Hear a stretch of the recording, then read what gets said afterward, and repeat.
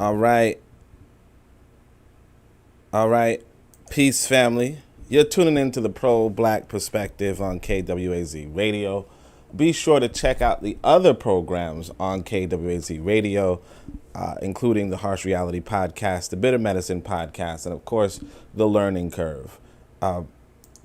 Today we're going to continue with the deep reading of The Wretched of the Earth. This is episode 19 of 20, pages 216 to 228. This is what you have to do. You know, you have to realize you set out to do something. And then you do it.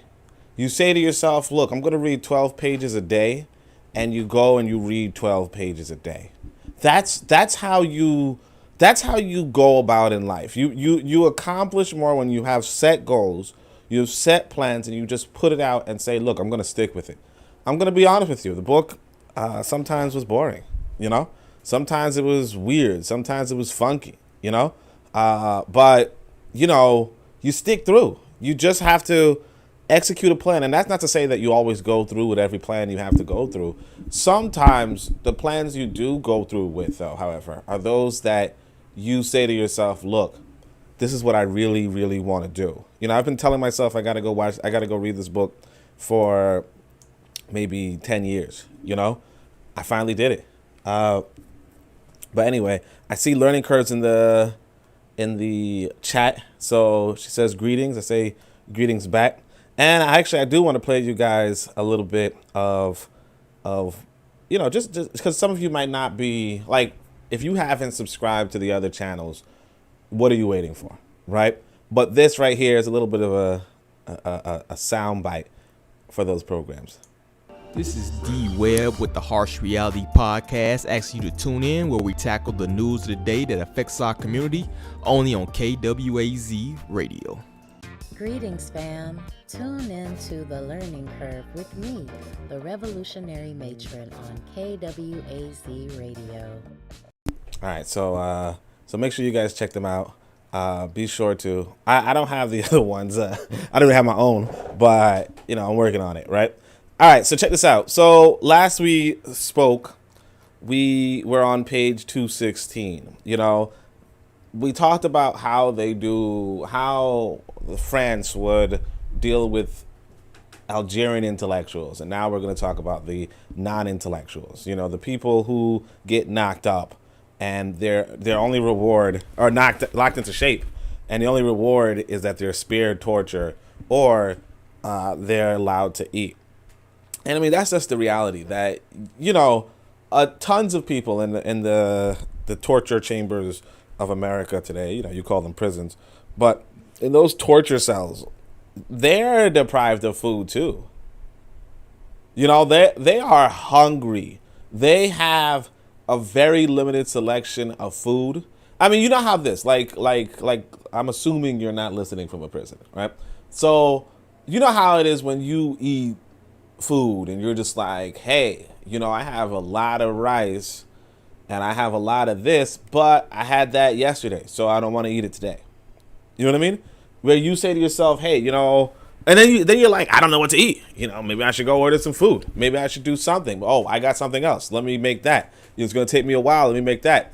That's not the case. You know how sometimes if you make a bunch of food, you cook a bunch of food, and you're like, dang, I got to eat this the whole week or something, right?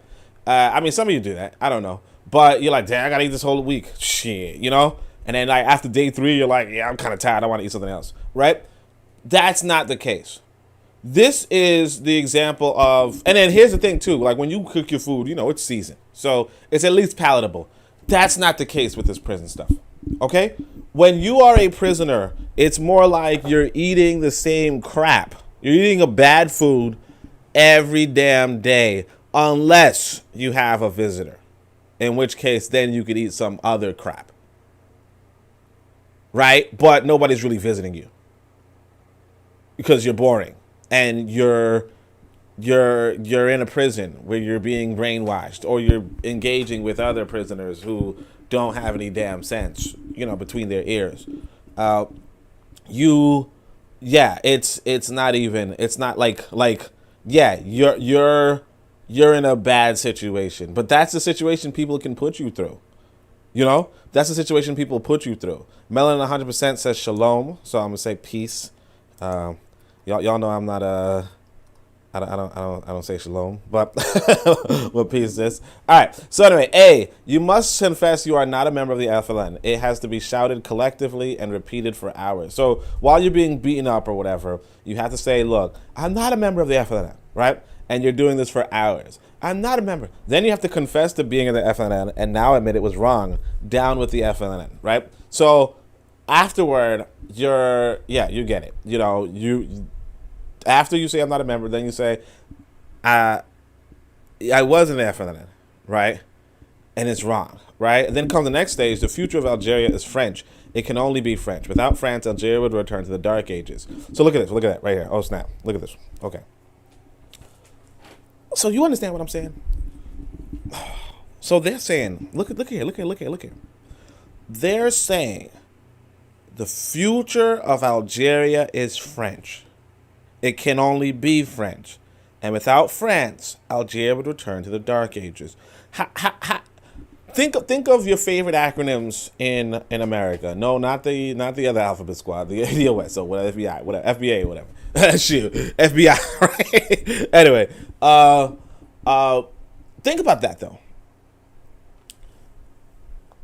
The future of Black America is white America. It can only be white America. Without white America, Black America would return to the Dark Ages.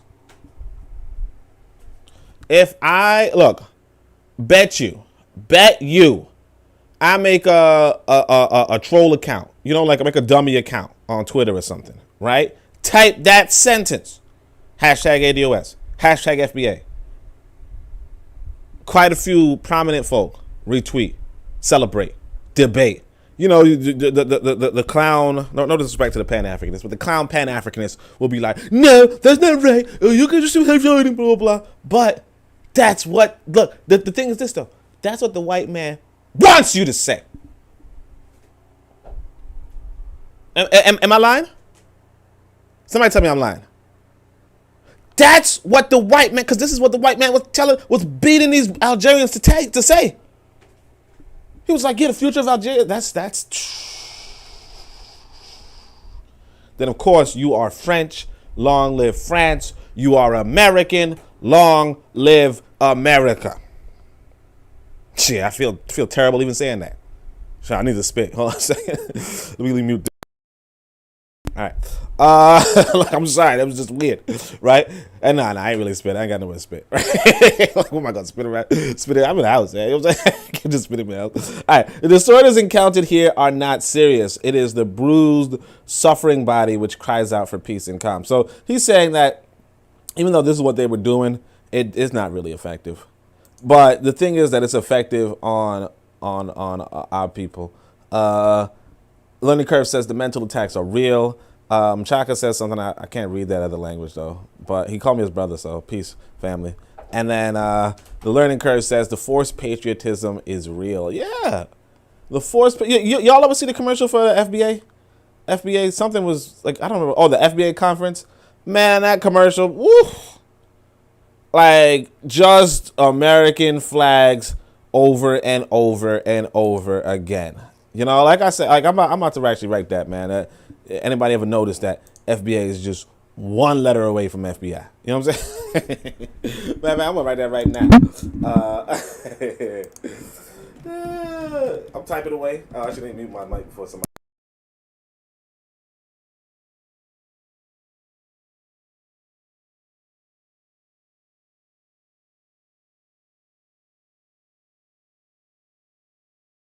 I should have done that. I should have write that with the with that graphic from apparently if y'all didn't know about it. Like I said, if anybody ever noticed that the FBA is only one letter from FBI, right? There's a graphic from this guy named J. Edgar Hoover, and J. Edgar Hoover says when FBI director J. Edgar Hoover was asked what in his opinion was the single greatest threat to the United States of America, and he responded, Negro unity. So take a moment to let that sink in, right? But yeah, it's true. You know, But that's what it is. Like, and the thing is that you have to understand it's not even that deep. You know, what's the biggest threat to France? I mean, French Algeria is the unity of Algerian people. Duh. You know, it's always people are the biggest threat. What else is going to be the biggest threat? And it's always people within. If you're the settler colonists, J. Edgar Hoover might be, in fact, was writing this during a time that Fanon is writing. You know what I mean? Like, it makes sense, or maybe before, honestly, but it might even be after, because he's talking in the civil rights movement era, maybe. Of course, he's the one that hounded Garvey, so, you know, you would have to just look it up. Either way, yeah, that's what it is. I mean, if y'all want me to show you the commercial for FBA, let me know, because I could show that. All right, psychosomatic disorder. So the increasing occurrence of mental illness and the rampant development of specific pathological conditions are not the only legacy of the colonial war in Algeria. Apart from the pathology of torture, the pathology of the tortured, and that of the perpetrator, there is a pathology of the entire atmosphere in Algeria, a condition which leads the attending physician to say, when confronted with a case they cannot understand, this will all be cleared up once the damned war is over. So, so this is psychosomatic disorders, right? This is a song like that. All right. So the increasing occurrence of mental illness and the rampant development of specific pathological conditions are not the only legacy of the colonial war in Algeria. Apart from the pathology of torture, the pathology of tortured, and the perpetrator, there's a pathology of the entire atmosphere in Algeria, condition which leads to the attending physician to say, when confronted with a case they cannot understand, it will all be cleared up when the dance war is over. So basically, there is a just mental illness rampant that's not really related to you either being tortured or torturing. That's not related to you being the perpetrator or the perpetrated against. It's just I don't know what psychosomatic means, to be honest, but it's just psychosomatic, right? I mean, apparently that's the heading of the thing. So we propose grouping in this fourth series the illnesses encountered in Algerians, some of whom were sent to internment camps. They can all be characterized as being psychosomatic. The name psychosomatic pathology is given to the general body of organic disorders developed in response to a situation of conflict. So this term, which expresses an idealist notion, this is footnote 35. This term, which expresses an idealist notion, is being used less and less. The cortico-visceral terminology, in fact, the legacy of Soviet research, especially Pavlov, has at least the advantage of putting the brain back in its place, i.e. of considering the matrix where precisely the psyche is elaborated. So it's interesting. I didn't know Pavlov was a Soviet researcher. Anyway, so psychosomatic, because determinism is psychic in origin. The pathology is considered a way the organism can respond, in other words, how it adapts to the conflict. The disorder being both symptom and a cure. More exactly, it is generally agreed that the organism, here again, is the former psychosomatic cortico-visceral body outwits the conflict using the wrong but nevertheless economic channels. The organism chooses the lesser evil in order to avoid a complete breakdown. So yeah, people choose the lesser evil in order to break down. Now, here's what I want to say. Like, this right here is obviously heavy, right? This right here is obviously heavy, and I could see a lot of people, well, I mean, if you made it this far in the book, you probably would not be turned off right now. Although some people do, like, read a book up until, like, the last few pages, or up until the point where it becomes too technical and too difficult, and then just stop. So this is actually pretty technical, pretty difficult. It's appreciable. It's appreciated. You know, I can see somebody who's into psychiatry or black psychiatry. I could see somebody being interested in this and saying, yeah, I like that this is being handled. But it's just, like I said, you know, when this kind of stuff comes through, like, just push through. You know, you don't even have to look up cortico-visceral. You know, there's a meaning to it, and, you know, you probably see something interesting when you do, but it's really not that fundamental unless you're really interested in it. So Mchaka says, how you doing, auntie? All right. So Mchaka also says psychosomatic is mind and body, mental issues and how they affect your body and functioning. Yeah. Yeah. So he's just explaining what psychosomatic is, which is good. On the whole, this pathology is widely accepted today, although the various therapeutic methods such as relaxation and suggestion are highly uncertain. During the Second World War, air raids on England and the siege of Stalingrad, for example, in the Soviet Union, the number of disorders reported increasing dramatically. We now know perfectly well that there is no need to be wounded by a bullet to suffer from the effects of war in body and soul. Like any war, the war in Algeria has created its contingent of cortico-visceral illnesses. Except for Group G, below, all the disorders encountered in Algeria have been reported during conventional wars. We found Group G specific to the colonial war in Algeria. This particular form of pathology, systemic muscular contraction, already caught our attention before the revolution began, but the doctors who described it turned it into a congenital stigma of the native, an original feature of his nervous system, manifest proof of a predominant extrapyramidal system in the colonized. This contraction, in fact, is quite simply a postural concurrence and evidence in the colonized muscles of their rigidity, their reticence, and refusal in the face of the colonial authorities. So what he's saying, so like combine, so again, like, you know, we have this brother, Mchaka, explaining to us psychosomatic, you know, his mind and body. And, you know, I actually looked it up a long time ago. There's this popular weird song. Like once upon a time, there was this thing called Newgrounds. And Newgrounds was where a lot of young people would go, like before YouTube was around, we would go and look at Flash videos. And there was a song that these white boys sing called Psychosomatic or something like that. And, you know, it's just weird. But anyway, so I looked it up a long time ago. But I like I said, it's just passes through. But notwithstanding Mchaka's description, so you see that what happened is, like what he's saying right here is that, well, all right, take what Mchaka's saying, right? Mchaka's saying mind and body, right? Mental issues affecting how your body functions, right? So what Fanon is saying is that if anybody who goes through a war situation, right, their body will have some sort of like something will be wrong with it, you know, something will be funny about it, like abnormal about it, based off of their proximity to this war, you know. And he's saying that of all the groups, so, you know, obviously there are at least 7 groups, right? Because one of them is Group G, right? But he's like, of these 7 groups, each of them show like muscle, like body contractions, right? Or muscular contractions as a result of their proximity, like their mental proximity to this war.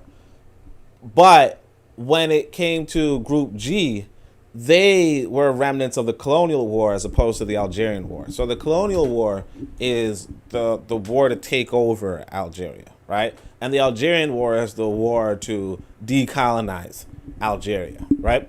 What he's saying is that in that colonial war, there were a lot of traumatized individuals who had this psychosomatic thing, wherein they then had these muscular contractions that, when they were observed by the medical professionals of France, they thought it was just something unusual in the body of these Algerians. Meanwhile, they actually caused this sort of trauma, right?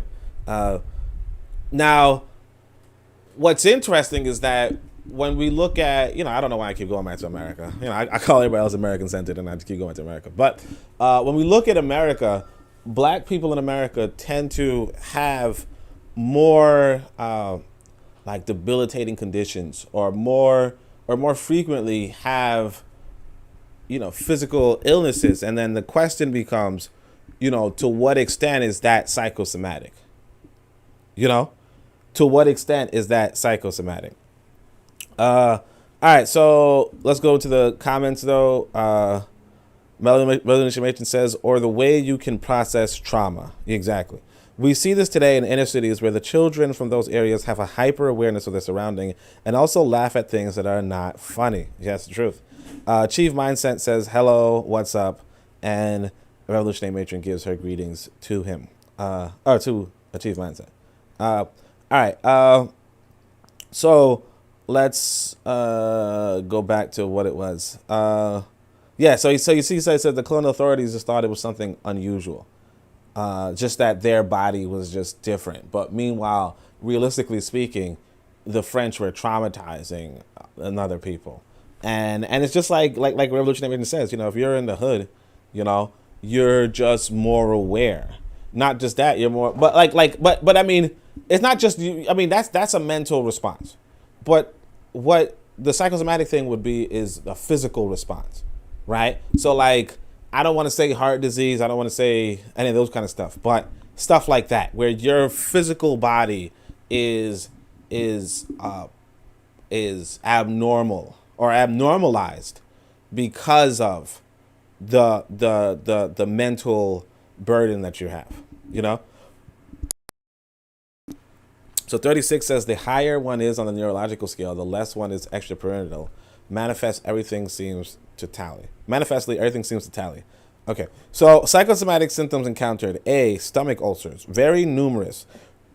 The pain is mainly felt at night and accompanied by severe vomiting, loss of weight, melancholia, and depression. Irritability is rare. Most of the patients are very young, between 18 and 25 years old. As a rule, we never advise surgery. A gastrectomy,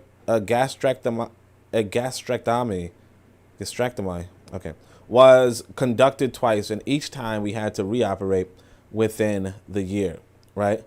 So he's saying like surgery is not good because again, it's psychosomatic, right? So it's really something to do with their mental proximity to war. And, you know, the response is, hey, you have stomach ulcers. Okay, let's do some surgery, but it never really amounts to anything, right?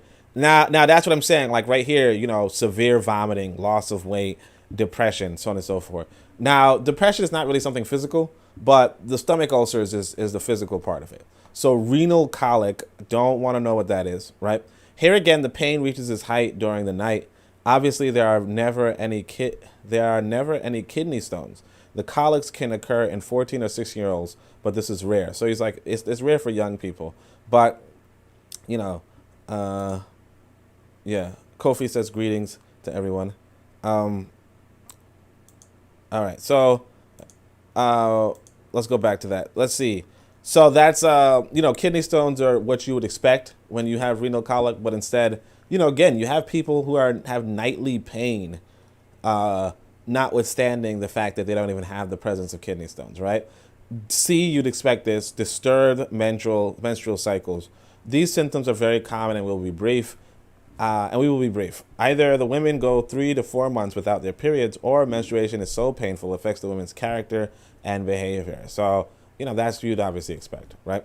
Hypersomnia due to idiopathic tremors. So these are cases of young adults who are denied any rest owing to tiny systemic tremors resembling Parkinson's disease. Here again, some great scientific minds might be tempted to suggest an extrapyramidal determinism. So I'm not really too sure what an extrapyramidal determinism is, but, you know, again, like only if you're really into the medical field, right, should you really like delve too deeply into it. I mean, maybe it might help you inside of some sort of conversation. Maybe it will inform you to, like, if you think that what he's describing is a serious issue, like you want to heal people, then you should become familiar with, you know, what exactly people will be going through, right? Hypersomnia. So I'm not really too sure what hypersomnia is with idiopathic tremors. I mean, I know insomnia, which is, I guess, your inability to sleep. Hypersomnia kind of sounds like you sleep a lot.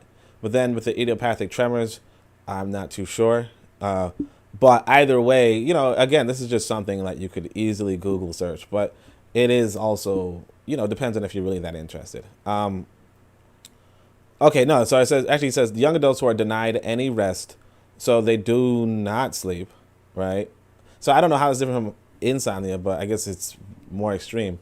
Uh, Denied any rest to owing to tiny systemic tremors resembling Parkinson's disease. So they will shake and be unable to go to sleep, right? That's sad, right? But that's what I'm saying. That's what you have to expect. So you're like, hey, let's fight. Let's what she said, low key sounds like night tremors. Hers, yeah, or night tremors, yeah.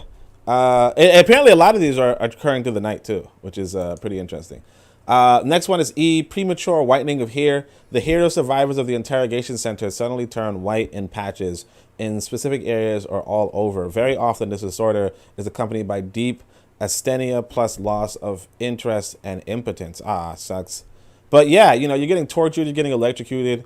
That can impact your nervous system. That's probably the impotence part.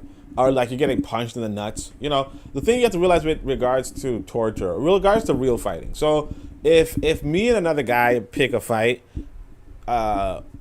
chances are if we're cordial with each other, we're not hitting each other in the nuts. You know what I mean? If one of us is really outmatched, we might hit each other in the nuts, but the thing is this, though, that you're getting beat up by these police. They don't care. They're not like, oh, let's just not hit him in the nuts because we don't really want to hurt him. Like, they do want to hurt you. And that can have a lasting impact on you. And remember that these people are innocent. Some of these people are innocent. That can have a lasting impact on you,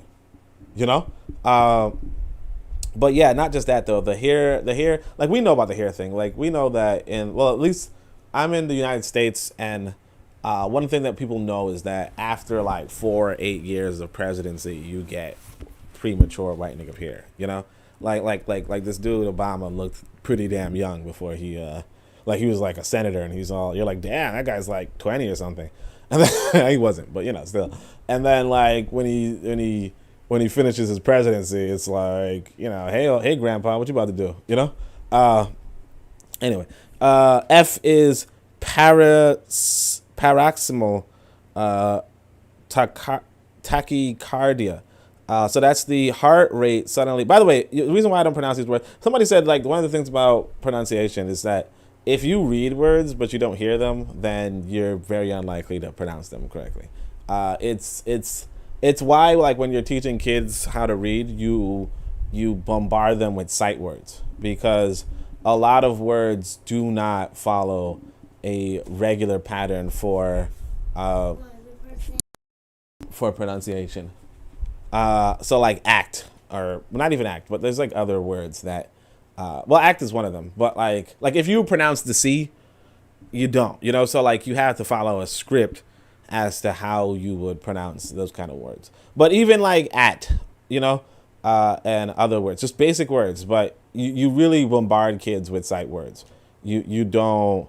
So yeah, because it's like unless you hear the words, you're not going to pronounce them, because like if you're in the medical field, you might hear the words and therefore be able to pronounce them. But if you're not, then they're just words. Because the thing with unlike Swahili, English is not phonetic, So like there's different rules. Like right here, you see accelerate, right? But if C sounds like a K, if you will, you would say accelerate. You know what I mean?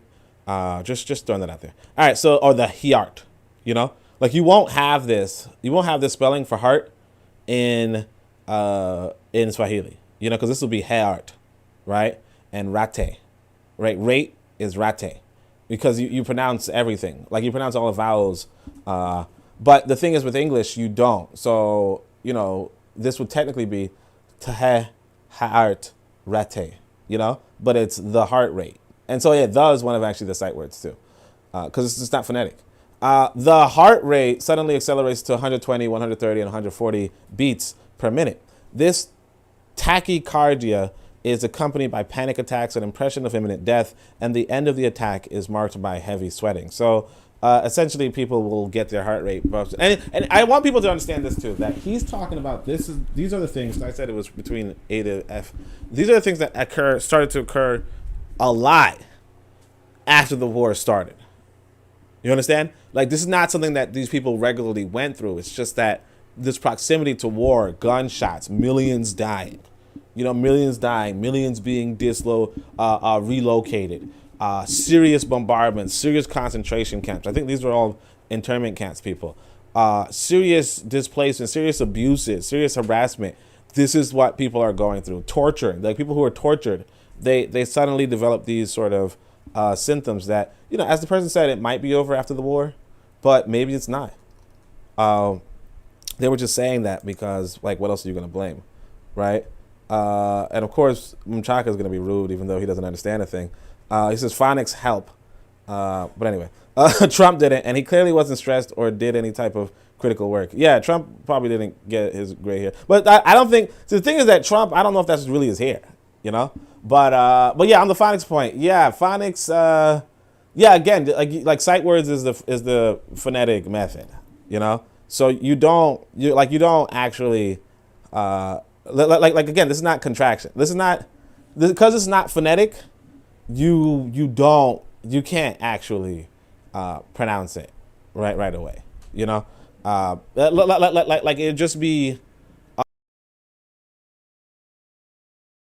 without the words being phonetic, So like phonics will not help you with that. You have to actually just listen to things. It's like at the end of the day, this is a social language. All languages are social, pretty much. And so because it's a social language, you're not going to be able to pronounce things automatically. So I'm just letting people know why you should bear with, why you don't have to roll your eyes because I'm not pronouncing these words. It's impractical to expect somebody to pronounce words. What do you mean, how was that rude? This dude, man. He stayed being rude, man. He would like push a lady down the road, push a lady into the street, and then she turn around like suck her tit, and then he'd be like, "How's that? Why you sucking your tit?" Like, you just said phonics help. Like, anyway, all right, whatever. All right, anyway, although he's gonna tell me I misunderstood, so I'm not even gonna worry about it. All right, so yeah, these are male patients. All right, so this is the contraction thing I was talking about. So systemic. Oh, but you see, also I want you guys to see how this is physical. This is a physical response. Heart rate increasing, then heavy sweating. Whitening of hair. And I just want to or idiopath or like night tremors, right? I just want to show how this is different from like the hyper awareness you might find in the hood, or the paranoia you might find in the hood, or what M'Chaka would say is the conspiracy theories you would find in the hood, right? But you, like, it's a little different. It's different in the sense that these are the physical, these are things that you could physically observe and be like, well, what can we do? Why is this person's heart rate suddenly just jumping up? They eat healthy, they do healthy, whatever, but it's like they're dying. Their hair is just going, just going. So this is the muscular contractions we were talking about, systemic contractions, muscular stiffness. So these are male patients who slowly have difficulty making certain movements, such as climbing stairs, walking quickly, or running. In 2 cases, it was very sudden. The cause of this difficulty lies in a characteristic rigidity, which inevitably suggests an attack on certain areas of the brain, central gray matter. Walking becomes contracted and turns into a shuffle. Passive bending of the lower limb is practically impossible. No relaxation can be achieved. Immediately rigid and incapable of relaxing of his own free will, the patient seems to be made in one piece. The face is set, but expresses a marked degree of bewilderment. The patient does not seem to be able to demobilize his nerves. He is constantly tense, on hold, between life and death. And one of them told us, "You see, I'm as stiff as a corpse." Right, so that's sad. All right, so let's keep going. From the North Africans' criminal impulsiveness to the war of national liberation. So fighting for the freedom of one's people is not the only necessity. As long as the fight goes on, you must re-enlighten not only the people, but also and above all yourself on the full measure of man. You must retrace the past of history, the history of man damned by other men, and bring about the encounter between your own people and others. So he's like, you can't just wait. Hold on a second. Fighting for the freedom fighting for the freedom of one's people is not the only necessity. As long as the fight goes on, you must re-enlighten not only the people, but above all yourself on the full measure of man. So he's saying, like, this is actually a important part. So, like, it's like sometimes when they shift to the other, like here's the thing with reading too. I want you to see, like sometimes you guys will hear me reread something and you're like, you just read that, right? Yeah, I read it, but one of the issues is that when, like, it's momentum. Okay, so try to apply momentum, the physics, the physics concept to the metaphysics in a sense, right? But this idea is that essentially when you're reading, you go through, you're saying to yourself, okay, I'm reading medical. Like, I got to put on my medical brain. You know what I mean? And then he just shifts over, and then you kind of like might get lost because you just shifted, right? Like you just shifted your tempo. You're no longer reading it to be technical. You're reading it for this other information in a sense, right? So here what he's saying is, as like, it's not just about fighting. It's not just about physical fighting, but you also have to improve your mind. It's like not just physics, but metaphysics. Okay.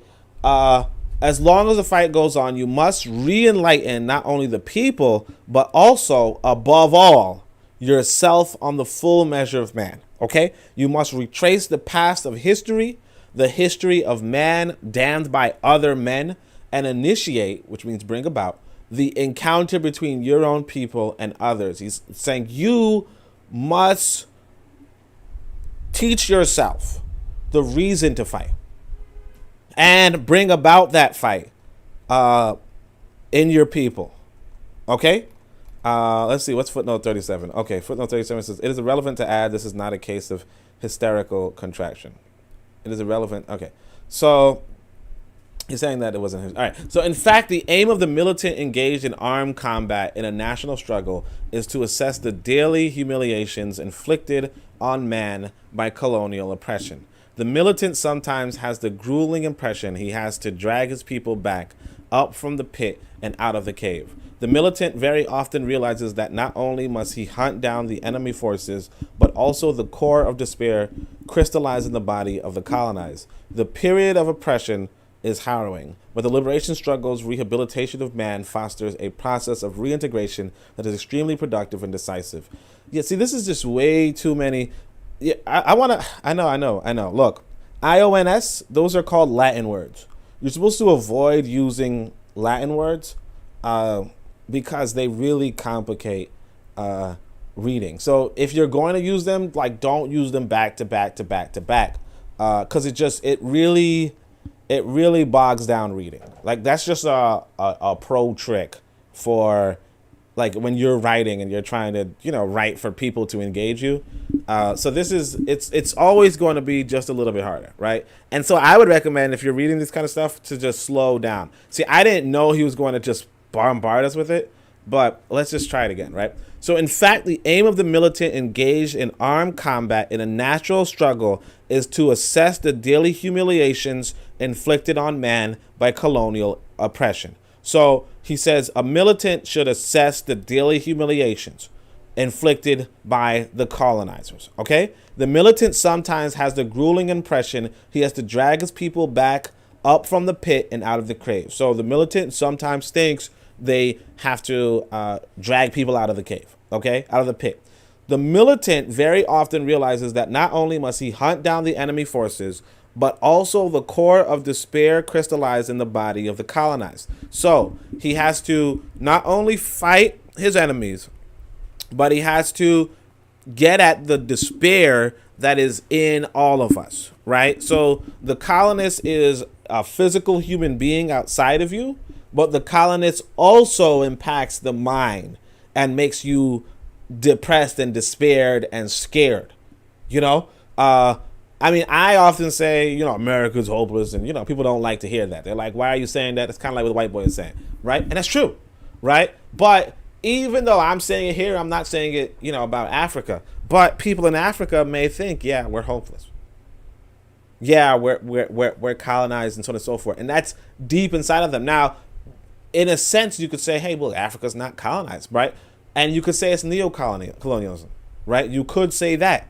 And then you could say, well, why would we fight our own nations? We have nations. Why would we fight our own nations? That's also a thing.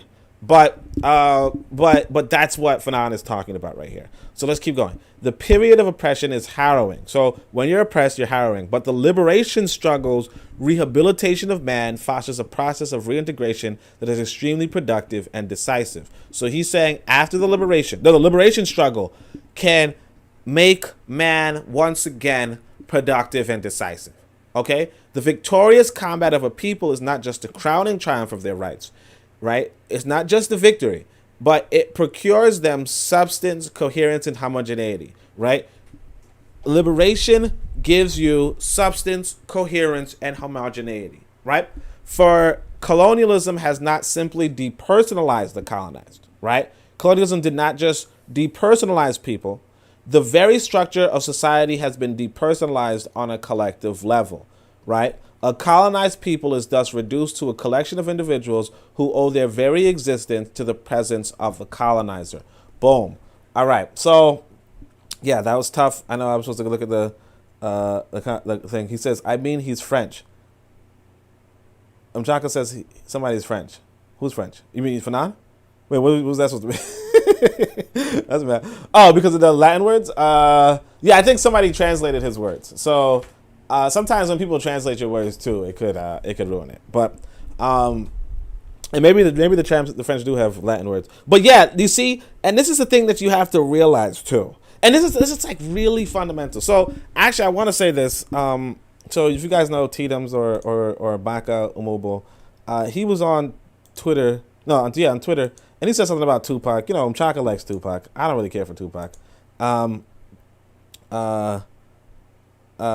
was it? Yeah. So basically, Tupac is saying, where are the services and provisions for black people that are poor and can't eat, are homeless, that are on drugs?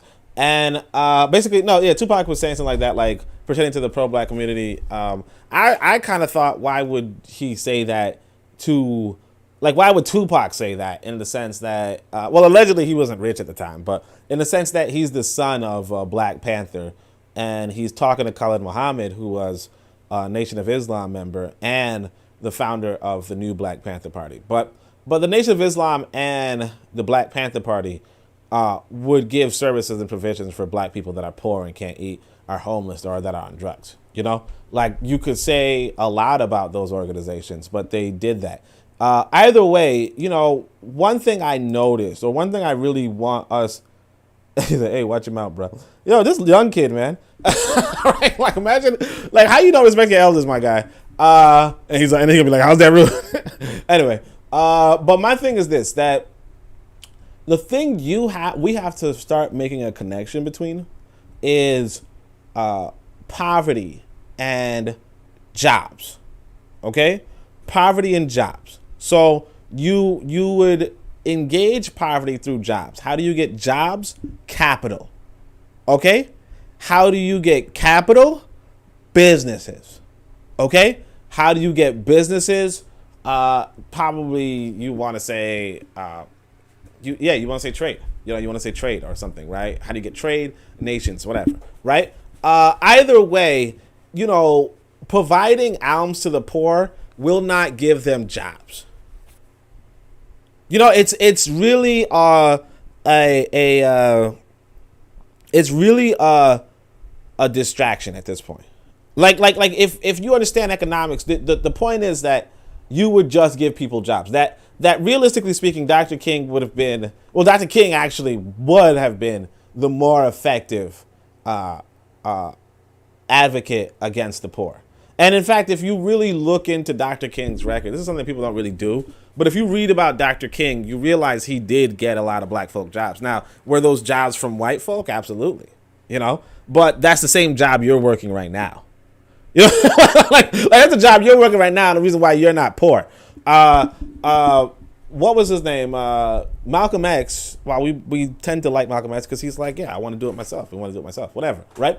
Malcolm X talks about his upbringing in Michigan, right? And he's like, look, if you really like most black people in Michigan were on welfare.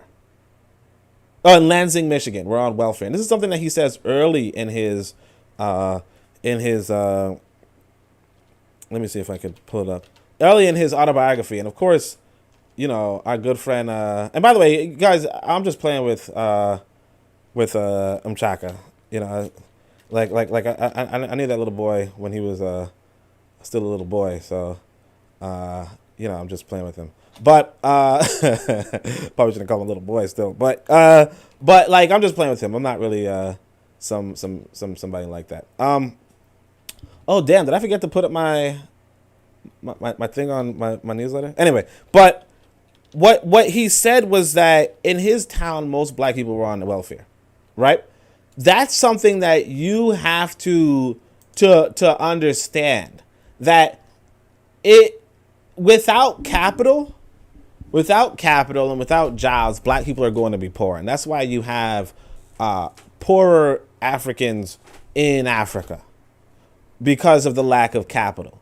That's what it is. So actually, this is page 8 of Malcolm X.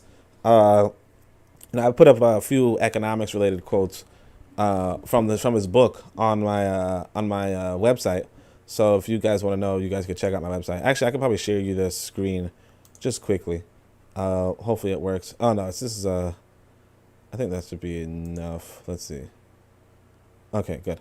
All right, so it goes back when I was growing up. The successful Lansing Negroes were such as waiters and bootblacks. To be a janitor at some downtown store was to be highly respected. The real elite, the big shots the voices of the race, were the waiters at the Lansing County Club and the shoe shine boys at the state capitol. The only Negroes who really had any money were the ones in the numbers racket, or who ran the gambling houses, or in some other way lived parasitically off the poorest ones, who were the masses.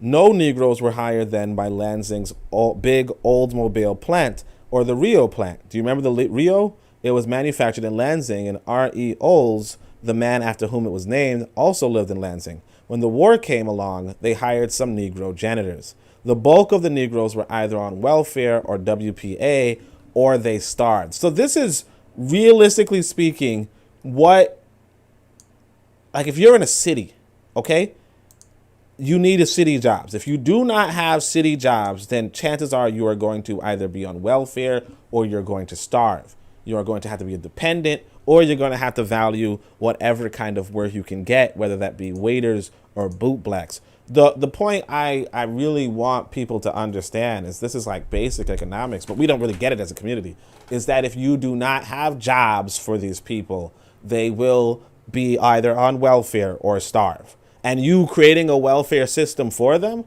while that's good, if it's not generating capital, it will only be a Band-Aid. And this is why what Dr. King was doing, if you understand what Dr. King was doing, Dr. King might have been like, this plant should hire these black folk. Now, we might say, hey, we should make our own plant. That makes a lot of sense. But can you afford to make your own plant if the bulk of you are on welfare or starving? You understand? There's a need for capital. Okay? There's a need for capital. And if you do not have capital, right, and you don't try to generate capital, then that's the problem. Now, as he was saying, there are people who can get capital by exploiting the masses, right? The money houses, the gambling, the so on and so forth. There are people who can gain capital. Is it capital to the extent of making a factory? I don't know. Okay? Is it capital to the extent of making a factory? I doubt it. It's possible, though. The other racket in these communities is the church. You get 10% of everybody's income. I actually had a speech like that. You get 10% of everybody's income. Yeah, you can make quite a bit of money. And that's what government does. Government does taxation, 10%, 20%, 30%. That could give you quite a bit of money. But the point being that if you want to generate capital, that's really what you have to talk about. If you're talking about, hey, why aren't you guys doing a welfare program, right? It's because it's unaffordable. You understand? And it's just a Band-Aid. But again, like I said, a lot of us do not understand. That's just a tangent. I kind of wanted to talk about it, but it didn't really come up in the conversation. So I just do what I want. Hope you guys appreciate that. Let's see. Did I go back to sharing my normal screen? Yes, I did. All right. Let's see. I'm grown. Guy says I'm grown. Yeah. Okay. Hence the use of excess Latin. Yeah, the translational issue too. Yeah, I'm Chaka. You know to respect your elders. Come on, man. All right. Kofi says post the link. So I'm going to post the link, I guess. You know, apparently Kofi's my boss. I didn't know. So I'll just do what he said. No, I'm joking, Buffy. You good, you family. All right. So this is the link. I'll probably post it in Discord too.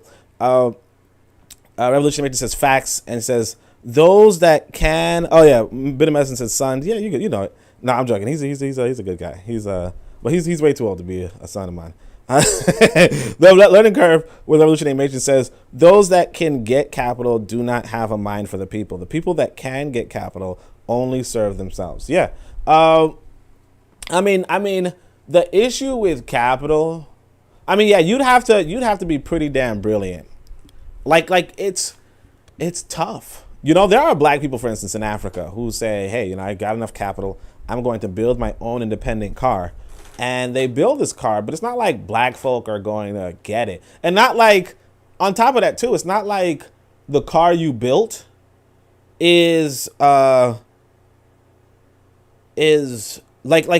one of the issues is this, that it's actually really hard to out-compete an industrial giant. Like one of the reasons why you don't like the thing that white folk did. All right, here I'll say it this way. So this is something we all know about. We all learned in a public school system if we went, which was that the Industrial Revolution cut into the handmade goods, right? So like once upon a time, if you wanted clothes, somebody would knit it for you, right? And that would be an expensive piece of clothing, because human labor went into making it, right? And then what happens is that now somebody else has this giant machine that can print out those same shirts or like a cheaper shirt in a sense, but like dramatically cheaper for the consumer, because they're not going to sell it for the same price as a handmade shirt. They can get much more profit just selling for less. And what that means is that essentially the industrial revolution was able to undercut the handmade goods, right? They are straight using sweatshops to this day. Yeah, but yeah, exactly. That's like cheap labor too. I mean, like there are people who can hand knit a good shirt, right? And then there are kids who can hand knit shirts, and it's gonna be hard to you're gonna be you can't undercut these big industries, because if you do, you're not gonna make anything, and that's really like one of the issues too. So you can make a car, but it's like you're in the middle of Africa and you make a car that sells for $1 million versus the other person who makes a car that sells for $20,000. They're probably going to, like, most people are going to be like, let me get this $20,000 car. I mean, sure, your $1 million car is nice and homemade and it would be good to have one, but like I can't afford $1 million. Like that just doesn't even make any sense. Not for a car when I could get one for $20,000. Revolution says human capital did not go away. They are hidden in emerging markets. Capitalists know where to go. Yeah, I mean, it never really goes away, but it just doesn't compete with regular industry. I mean, it's like you can get like kind of like if a hamburger. I'll give you a burger, right? They never stopped handcrafting burgers in America, right? It's just that if you want to spend $8 on a burger, fries, and drinks, you can do that at a fast food establishment. Whereas if you want to spend $12 on a burger, you can do that at a homemade establishment. Now, would the $12 burger or the $14 burger be real meat? Probably, right? Is the fast food joint, namely McDonald's, just like pink sludge grilled into something and then painted brown? Yeah.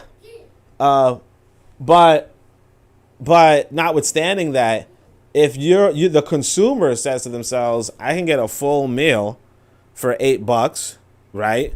And I can get my 2,000 calories for $8, or I can get my, I could get like 500 calories for $12, and then if I'm trying to feed a family, it's just out of the question. You're spending, and we know this. It's like if I'm home making mac and cheese or something, right? Here goes the mac and cheese, right? If I'm home making mac and cheese, it might run up like $40-$50, right? And if I just go to, some fast food joint and say, give me that cup of mac and cheese, they're like, sure, here's $3. Like, take it for $3. It's about cost efficiency at some point, and when people don't have money, like people with money are like, yeah, give me that $20 burger, but people without money are like, yeah, give me that $5 burger. It's just like for my family, I'll spend $20 on my family instead of $20 on myself, or $20 to make my family full versus $20 for me to have a nice tasting burger. Learning Matrix says another problem is that we will not be loyal to our own manufacturers. Yeah, and again, because a part of the cost, we think that their industry is better. If we enforce buy black or else, then we would have better results. Yeah, that was Carlos A. Cooks. He was like that. He said buy black or else. All right, so yeah, the very presence of the colonizer who owe their very But no, the reason why I put that out though, it's a little related, right? That he says a colonized people is thus reduced to a collection of individuals who owe their very existence to the presence of the colonizer, right? So what he's saying is pretty potent in the sense of like those people, like our ancestors who were in Lansing, Michigan or whatever, they're starving and they're on welfare, and they're a collection of individuals in the sense of that they're not necessarily working with each other, right, to develop something better for themselves. And I mean, that's not everybody, obviously. It's just to say collectively, right? Collectively, we're not working with each other, but we're trying to live off of the goodwill of our oppressors. And it's the same thing with neocolonialism. If Africans were able to trade with each other, or if Africans found it important to trade with each other, then possibly they could lift themselves out of their condition. It would have to be very, very well organized, but they could do it. But instead of doing that, a lot of Africans are saying, hey, I need to feed these people. These people are on welfare and they're starving. I know these people are starving. Can I get some welfare from my old colonizer? And that is where a lot of the problems come about. There's a way to get Africa out of its condition, but you really have to organize it.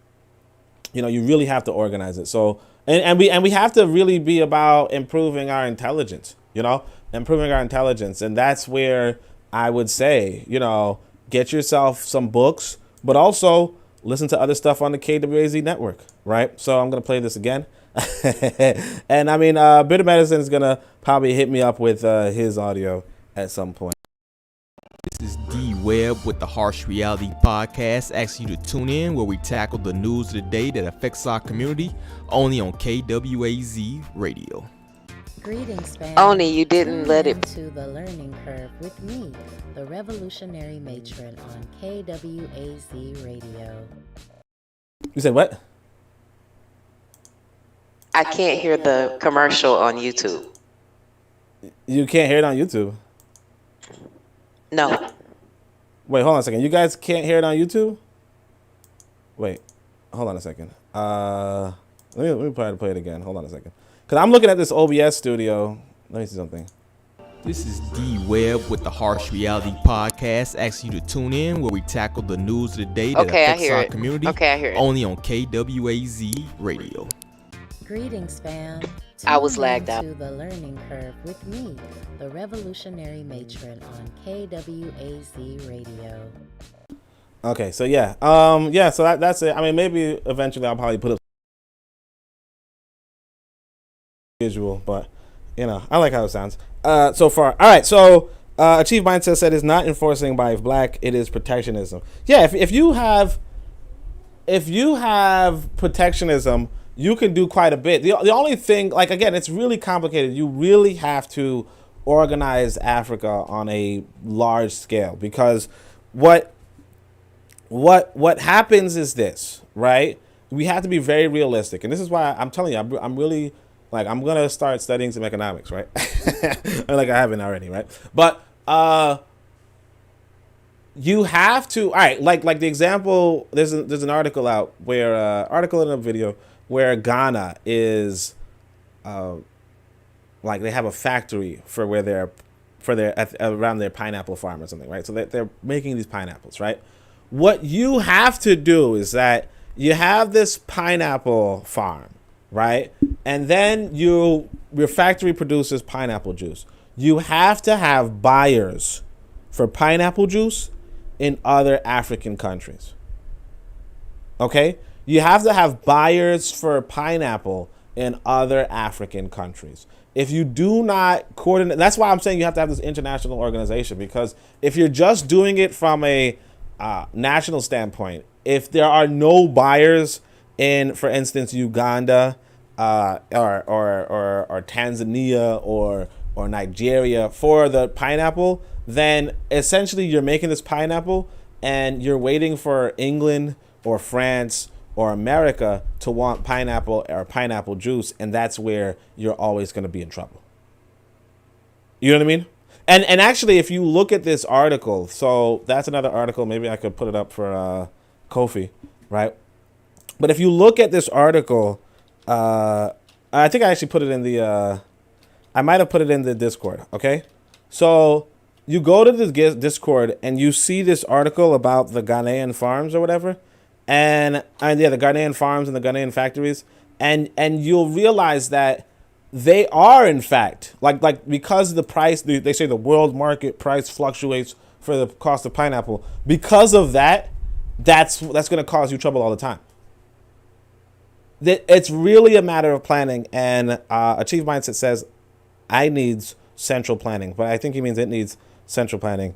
By the way, Achieve Mindset, you gotta let us know if you're a gentleman or a lady, so I could stop using gender neutral pronouns, right? But yeah. Central planning. Africa needs central planning and protectionism. You need shops and roads. There you go. And the thing is that the people who think like Achieve Mindset are not necessarily the people in power. And that's where I'm telling you, you have to change and transform that idea, that mentality. Okay? But anyhow, we're going to keep going. So the combat waged by a people for their liberation leads them, depending on the circumstances, either to reject or to explode the so-called truths sown into their consciousness by the colonial regime, military occupation, and economic exploitation. And only the armed struggle can effectively exercise these lies about man that subordinate and literally mutilate the more conscious-minded among us, right? So he says only armed struggle can effectively exercise these lies. So that about man that subordinate and literally mutilate the more conscious-minded among us. So you could have all this consciousness. It's like you go back to this Lansing, Michigan situation, right? And, we kind of, oh yeah, Dr. King, you're trash or whatever. I wouldn't say that, right? But Dr. King is like, hey, look, we depend on this nation. Let's continue to depend on this nation, right? And the reality is this, a lot of people bought into it. You know what I mean? Now here's the thing. If these same people had gone about with an armed struggle, and won somehow, right? That would, like they wouldn't be about, oh yeah, we're dependent on these white boys. Like we wouldn't have what we have today, but we do, partly because, the armed struggle was very minimal in America. They had the Black Liberation Army, but it was like hunted down pretty quick. Like it was pretty quick, and most people weren't a part of it. But anyway, so how many times in Paris or Aix, in Algiers or Basse-Terre have we seen the colonized vehemently protest the so-called indolence of the black, the Algerian, and the Vietnamese? So, interesting. Look at that. So he says the colonized protest the indolence of the black. They're saying that indolence is probably like lazy, I believe, right? They're basically, the colonized people are complaining about the colonized people. And yet in the colonial regime, if a fella were a zealous worker or a black were to refuse to break from work, they would be quite simply considered pathological cases. So he's like, if like people know that there are hard workers among these black folk. I mean, but not just black folk, but hard workers among the colonized. And if they were to not like take breaks, they would be considered pathological. So the colonized indolence is a conscious way of sabotaging the colonial machine. On the biological level, it is a remarkable system of self-preservation, and if nothing else, a positive curb on the occupier's stranglehold over the entire country. Basically, what he's saying is that when people are lazy, or if you will, right? When people do not work hard, they're kind of trying to sabotage the system, notwithstanding the fact that it might not sabotage the machine. But they do that. And, they say a lot of times during the enslavement of African people in America, a lot of times they would not work to their fullest capacity because it's like, I don't like this system. You know what I mean? Like, this is a crappy system. Like, you're treating us like animals, The resistance of the forest, there was actually this one guy who was talking to Martin Delaney, and he said he never worked on a full day in his life. So Achieve Mindset says, I'm a man, he. So I'm going to start using, I guess, gender appropriate, like I'm just saying he, right? All right. So the resistance of the forests and swamps to foreign penetration is the natural ally of the colonized. By the way, let me just ask this. Revolutionary Matron, are you listening to both the live and the Discord at the same time?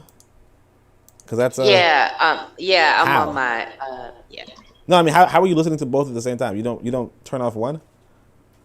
No, I'm on the Discord and I'm on my laptop, but when I have to walk away from my laptop, I still have you on the Discord. Oh, I'm just saying, like, how do you listen to two things at once? That's all right. All right, that's cool. All right, so the resistance of the do you mute one, right? Yeah, I mute one, but I don't. But I only mute my laptop when I walk away from my laptop. And okay. So like when gotcha. And I hear you. Yeah, my cognitive dissonance has been broken, so I could do two things at once. Quit playing. That's interesting. All right, so anyway, let's go on. The resistance of the forests and swamps to foreign penetration is the natural ally of the colonized, right? Okay, so he says the resistance of the forests and swamps to foreign penetration is the natural ally of the. So basically, the foreigner does not go into forests and swamps, right? And that makes it this land body. I told you guys about the importance of terrain and land. It makes it the ally of the colonized. So put yourself in his shoes and stop reasoning and claiming that the N-word is a hard worker and the towelhead great at clearing land. In a colonial regime, the reality of the towelhead, the reality of the N-word, is not to lift a finger, not to help the oppressor sink his claws into his prey. The duty of the colonized subject who has not yet arrived at a political consciousness or a decision to reject the oppressor is to have the slightest effort literally dragged out of him. This is where non-cooperation, or at least minimal cooperation, clearly materializes, right? Yeah, we know this. So some black people today, I'll tell you that, some black people today be working hard. And some black people today be working not hard. You know what I mean? And of course, you also have to know when to do it and when not to do it. Some black folk, I'm under the impression, maybe, like just reading this, that maybe some black folk try to not work hard in school for some reason. And that's probably not the right time to do it, although I wouldn't necessarily work too hard in school. But I don't think it's the same as, trying to sabotage the system. But I mean, it also is about as effective. Even if you're at your job and you're trying to sabotage the system. At best, you'll probably just get fired eventually. And then you're like, what are you going to do? So it's a sucky situation. But, that goes back to how much people are depending on Wazungu for their livelihood. Because, again, you're in Wazungu's colony, and Wazungu designed the colony such that there aren't too many alternative livelihoods available outside of serving his colony.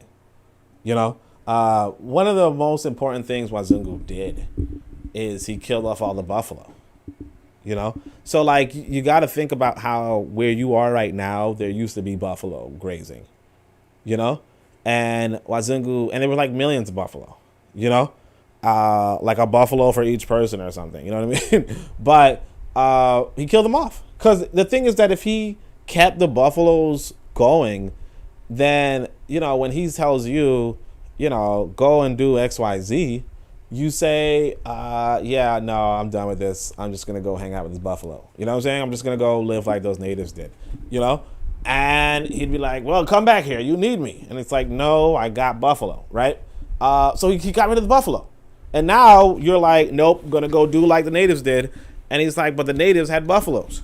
And you're like, shit. You know what I mean? Like, well, the natives had clean water. You know what I'm saying? Like there are a lot of things that he just destroyed the environment to the point where you can't go into the forests and swamps. You can't do any of that. I mean, you could go in the forests and swamps, but there's not much there, you know?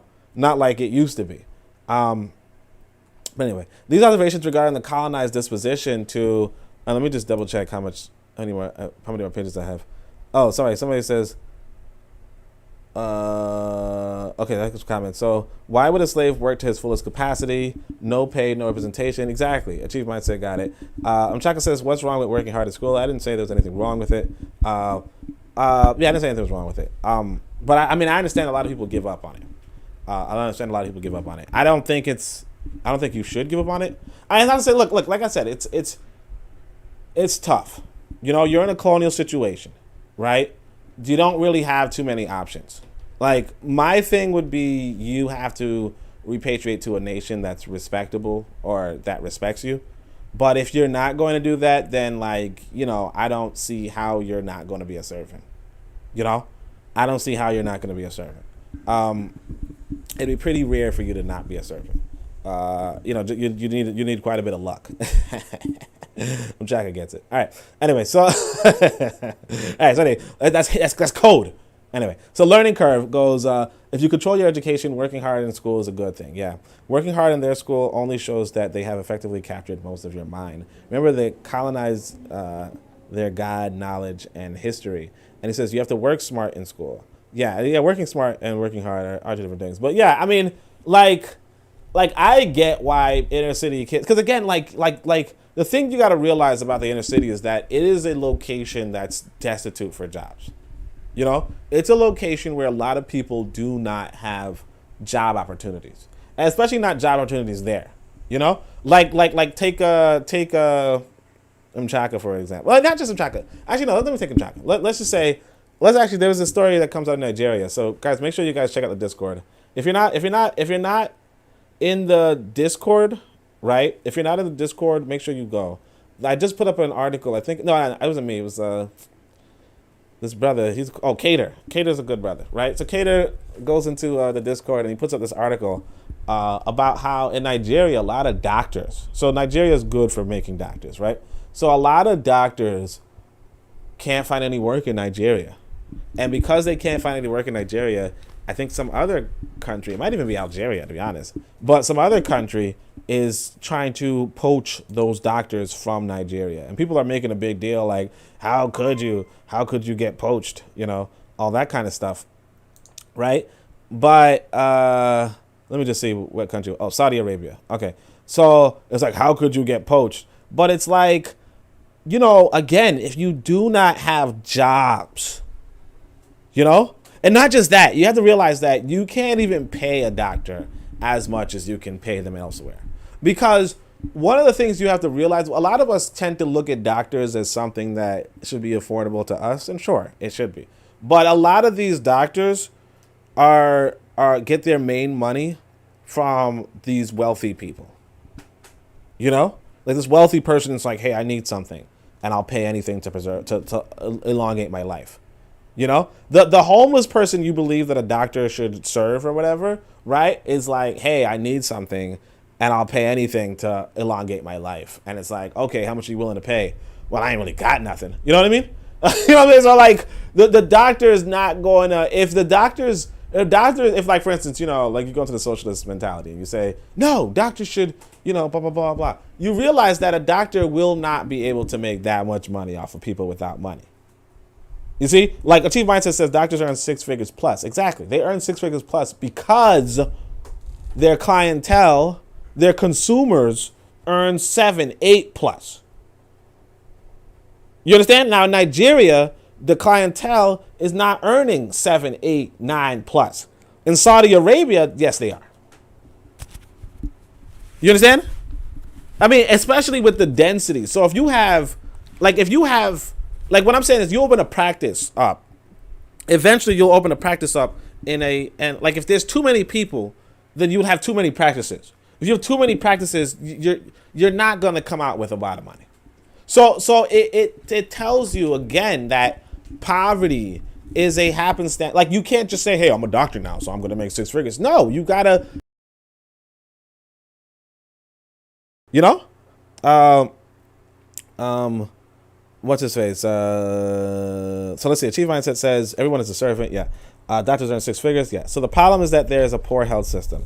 I would say they should travel the world earning and bring it home. Not only that, and then so Chaka says, not only that, they deal with treating lives. Everyone needs healthcare. Yeah, everyone needs healthcare. But again, it's the matter of, and yeah, if you travel the world, so on and so forth. Yeah, it's a matter of how do you produce 6 figures treating people with 2 figures. You get what I'm saying? It's just basic economics. You know, if for instance, like let's say, you know, I write good books, right? All right, it's not counterfactual, to be honest. But anyway, let's say I write good books, right? If I say, hey, I'm going to write, no, let's say I write essays. Right? If I go to schools and I help people write essays, right? Then what happens is this. The students, they don't have that much money, right? Let's just pretend it's just the students independently paying me, right? I can only charge so much. Now, on the other hand, if some rich person like Bill Gates or something comes to me and says, hey, I need you to write an essay for me, right? And I'm like, yeah, well, I got, you know, again, supply and demand. So I say, yeah, well, these kids need me to help, need me to write their essays for them too, right? He suddenly says, look here, I could pay you more, you know, supply and demand, right? Because you're in high demand, I'm willing to pay more because there's a low supply of people writing essays or writing essays of your caliber. I'm willing to pay more, and I'm going to show you, and I could pay more than the next 1,000 students, right? That's where I would make money if I were to, you know, if I were into that. But this is like basic economics, right? So yeah, even though everybody needs healthcare, everybody needs essays, or everybody needs whatever, right? The reality is that it have to go by supply and demand. If Nigeria has a large supply of doctors and a low demand in the sense of by people who can actually afford doctors or afford to pay you 6 figures, you're not going to get 6 figures, right? This guy talking about some, no, you know damn well Bill Gates. He actually, this brother, man, you see what I'm saying? Y'all be like, I'm too rough on this kid. I didn't read the comment yet, but anyway, let me just go in order though. Revolutionary Conscious says money consciousness must end. Yeah, absolutely. They should travel the world earning. He said, if you're a nation and you establish a country, then you set the currency on the national exchange. That's why being a nation has benefits. Yeah, you set the currency. The problem, but the thing with setting the currency is, just to clarify, is, you like, who's gonna pay them? Who's gonna pay the doctors? You know, like, you have to go by supply and demand. Basically, it's just an oversupply of doctors at this point, because Nigeria likes to, you know. Nigerian people like to be like, you're not successful unless you're a doctor. And then like that has its downfall. Just like in China when they were like killing their girls. They were like only one person, like you only have one child, and then they're killing their girls, and then it's like, you know, 20 years later they're like, where are the women at? You know? It's just like there's, you know, in nature things correct themselves. You know? There's like a order, there's a balance. And if everybody in a community became a doctor, then no, not everybody's going to get 6 figures.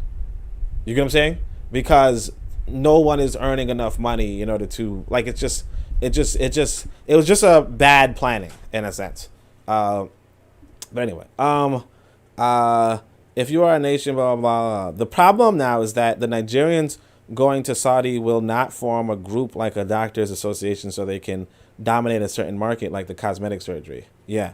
I mean, possibly, most likely. You know, I can't say for sure what's going to happen because, you know, that's the future. But yeah, most likely. Mchaka doing his regular. He says, "Wow, you about to work for Wazungu? That's crazy, Oni." Again, like, y'all see why I'm rough on this guy, right? Like, nah, I ain't working for no cracker.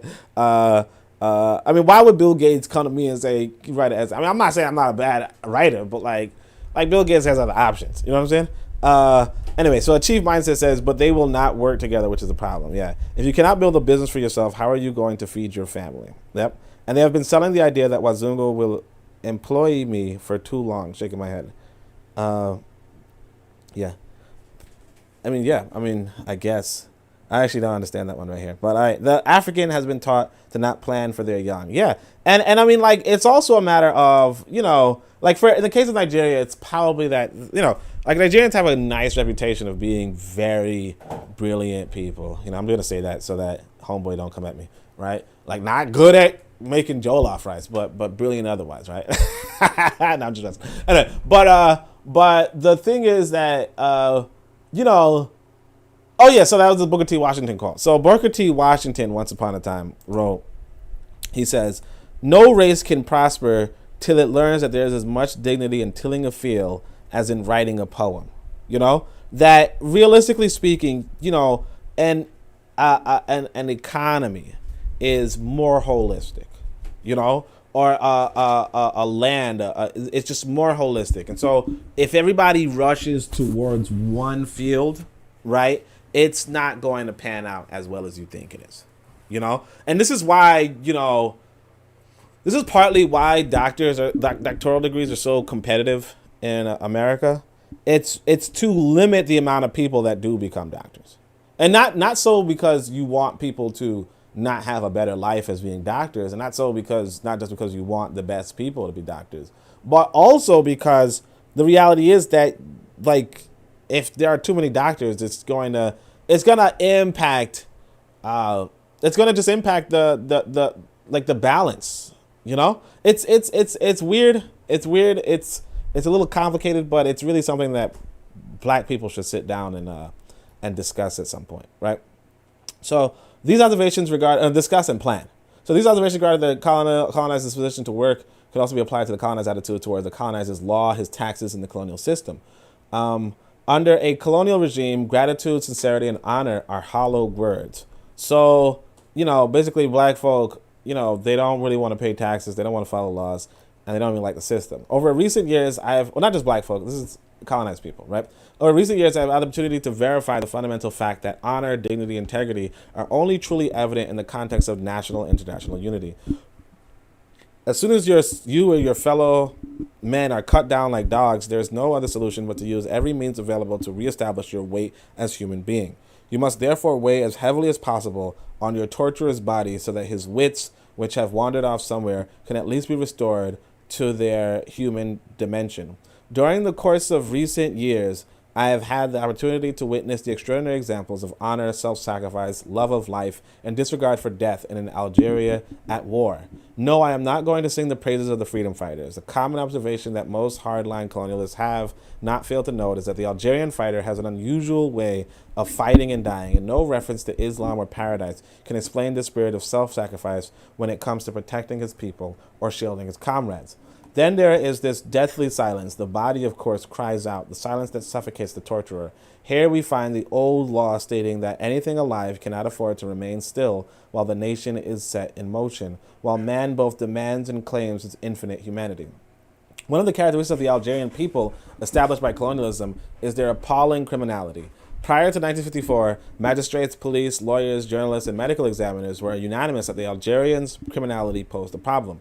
The Algerian, it was claimed, was a born criminal. A theory was elaborated and scientific proof was furnished. This theory was taught at universities for more than 20 years. Algerian medical students received this education, and slowly and imperceptibly, the elite, after having consented to colonialism, consented to the natural defects of the Algerian people, born idlers, born liars, born thieves, and born criminals. Now, for those of you, again, like I said, who are colonized Africans, particularly colonized Africans in America, but colonized Africans in general, right?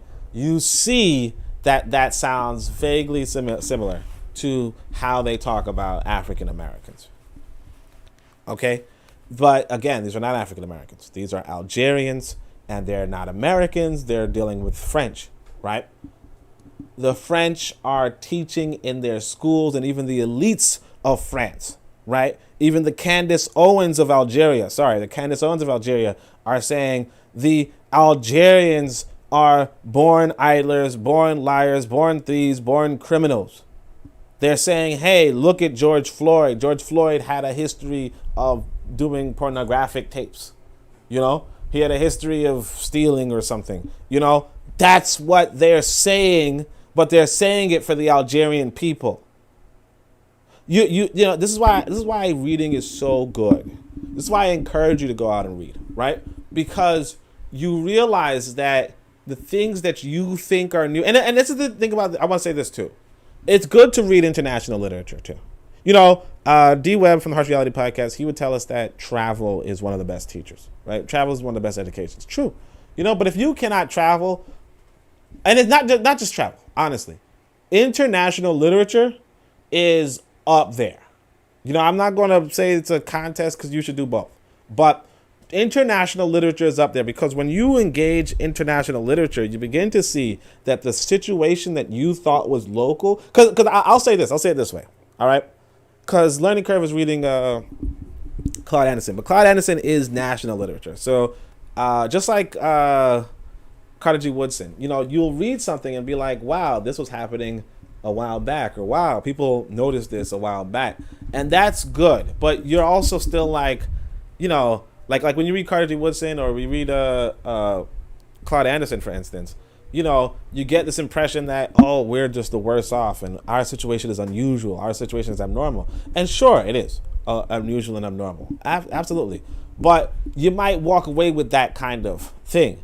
But what reading international literature will do is it'll tell you, wait a second, this that we're dealing with isn't abnormal, but normal.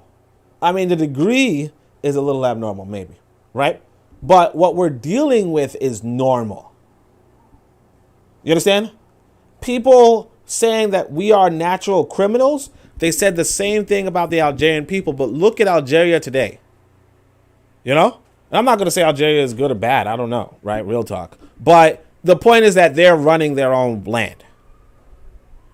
Notwithstanding, because they fought for it. And that's one of the things that you want to, that's one of the best reasons to do your study.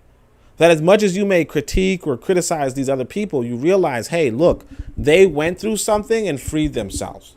Like you look at China and you say, hey, you know what? They went through something and freed themselves. You look at Russia. They went through something and freed themselves. And so if you just say to yourself, hey, we're going through something, or, you know, we went through something, right? And you don't look for, oh, but they freed themselves, then that's where you could get, you know, the paralysis of analysis. You know, so I think that's actually a pretty valuable paragraph. And again, like I said, a lot of people would have quit a long time ago. So I'm grateful that like I didn't quit. And you know, part of why I didn't quit is because you guys are here, you know? And Learning Curve will tell you. You know, like, well, yeah, I appreciate you too, Chaka. Yo, Chaka, you gotta give Chaka some credit though. When I told you guys I was gonna do something every day, Chaka said, "Hey, you're gonna do that by yourself." And notwithstanding that, even though I'm not by myself, so I appreciate everybody. Chaka was probably here.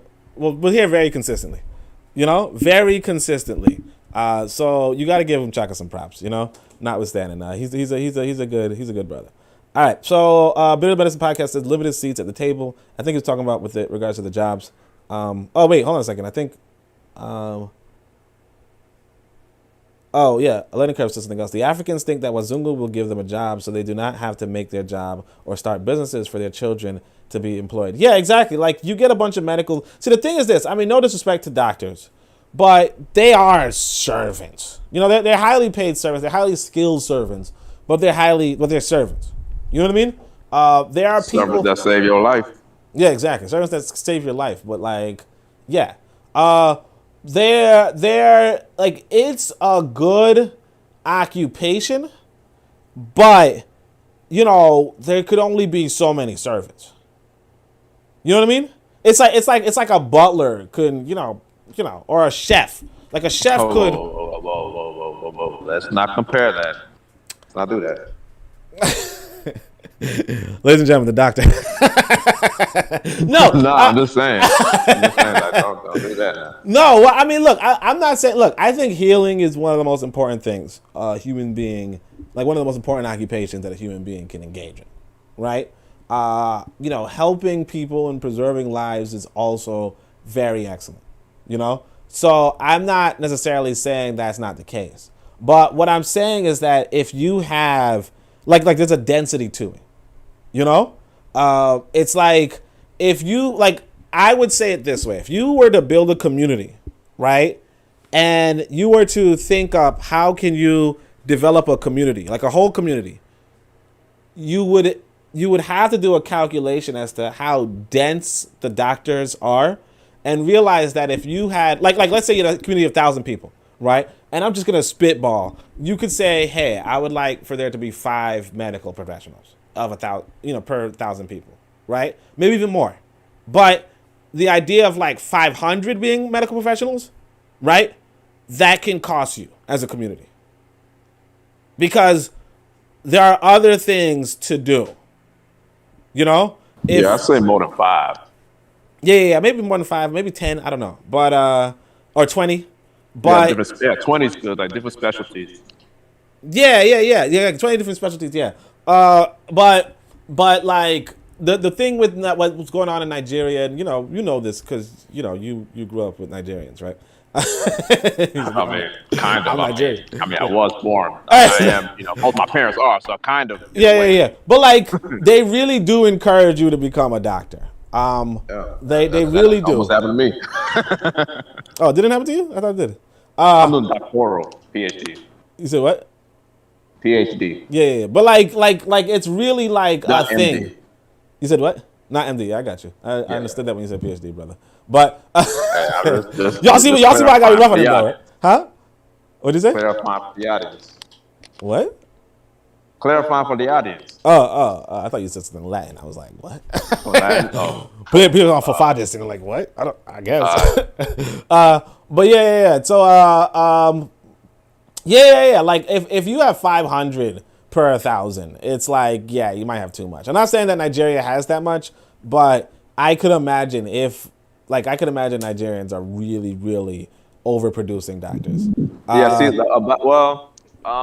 See, the thing with that is, if we're talking in the diaspora, maybe not on the country itself, we tend to be a lot of doctors and engineers, lawyers type of things, right? But that's a lot of Africans in general, especially Nigerians, just because of population size. However, it's not like those doctors are necessarily coming back in Nigeria. They're working, throughout the world. Yeah. That's what the person said. Dang, what the freak? Oh no. So that's what the person said in regards to the article. I know too many people, personally, that in medical school now, or in PhD programs, or doing things like that, biomedical type stuff. Yeah. They said that the Saudi Arabian government was dentistry, all that kind of stuff. Yeah, they said the Saudi Arabian government was doing a mass recruitment of Nigerian doctors in Nigeria. They said in the middle of an ongoing Nigerian doctor strike. But that's the thing. So apparently, but I'm looking at this. It says per capita, the 10 countries with the most physicians per capita. But again, you have to have an economy to support these doctors.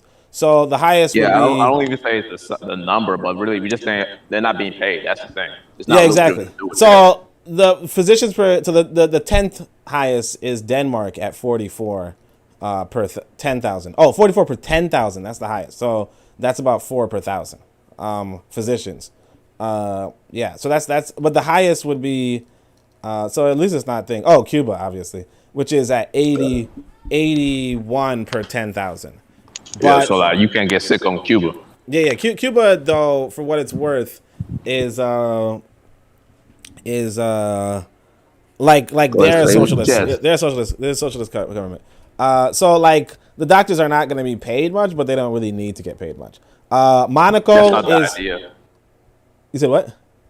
That's not the idea. Yeah, exactly. In Cuba, it's not the idea to get paid much. Monaco is not a real country. It's the second highest though, and it's 65 per 10,000. That's a billionaire's playground, isn't it? Yeah, exactly. So it's like 6 per 1,000. I don't know what San Marino is. That's also 6. Well, the next one that's actually a real country is Sweden, and it's 5 per 10,000. So I'm sorry, 50 per 10,000. So which is 5 per. But if you see like those per countries 1,000. that, ideally, like like Sweden, Norway, whatever. Those would have less high percentage of doctors. They tend to have like the best healthcare systems in the world. Yeah, but they also like have like the point is that they have to supplement their economy too. Exactly. So it's like, but look at that though. It's only 5 per 1,000. You get what I'm saying? So we were talking 10. And the chief said you should have 20 per 1,000, right? But like no country has that. Not even Cuba. Cuba has 8 per 1,000. So like I would say 10 is a good number, but it's still high. All right, so let's see. It's actually very high. But I think Nigeria is churning out quite a few. So learning the curve with the revolutionary matron is exactly a footman and a barber and a doctor's today. A footman. I think a footman's a soldier. I think that's a podiatrist. Oh, podiatrist. Oh, yeah. I think. No, a footman, to clarify, in English culture was like a lady's maid, or he was the male equivalent of a lady's maid. So he helped the master of the house get dressed. He planned the day. He was a glorified butler in that household. He managed the medical care. He managed the appointments, and he helped him dress. Yeah. And that is what the doctors of today are. And so you know what a barber is. You said in a barber? What a barber? Wait, what? Like barbers, barbers used to administer medical care in the barbershop. Correct. They used to administer medical care. Yeah. Barbers historically. Well, what year are you talking? Oil or 1910 or something, or 1800. Right. Okay. Again, but it was still something that you had to be educated to do. I know I never went to the barber recently, so I'm just like, what? They do that? No, not today. Like that's just a further. You said what? Yeah, absolutely. That's another discussion. My bad. What'd you say? I didn't hear him. All right, whatever. Let's go on and play back, guys. All right, let me just go on. So the learning curve says the colonists see you the same way. The reason they were about to convince so many people to be enslaved was educational opportunity. Yeah. Education is an opportunity to serve. Let's say, and then so a chief mindset says, let's say there are 1,000 in a village, you will need about 30 doctors. So you see what I'm saying? Like, again, like 30 doctors, like again, Cuba is like 8, and that's like the highest. Monaco is like 6, and it's like homeboy said, a billionaire's playground. Then like Sweden is like 5, and Sweden, for what it's worth, has an economy that can support that many doctors, right? But if we're going like 30 per 1,000, right? So that would be like 300, where everybody else has 80 per 10,000. So we have like 300 per 10,000. It's actually a large number. And the thing is this, that like you can't even, like at that point, you really can't expect like the money to come in. Like you just couldn't. And so like these doctors might be like, especially if the economy is not even that developed to begin with.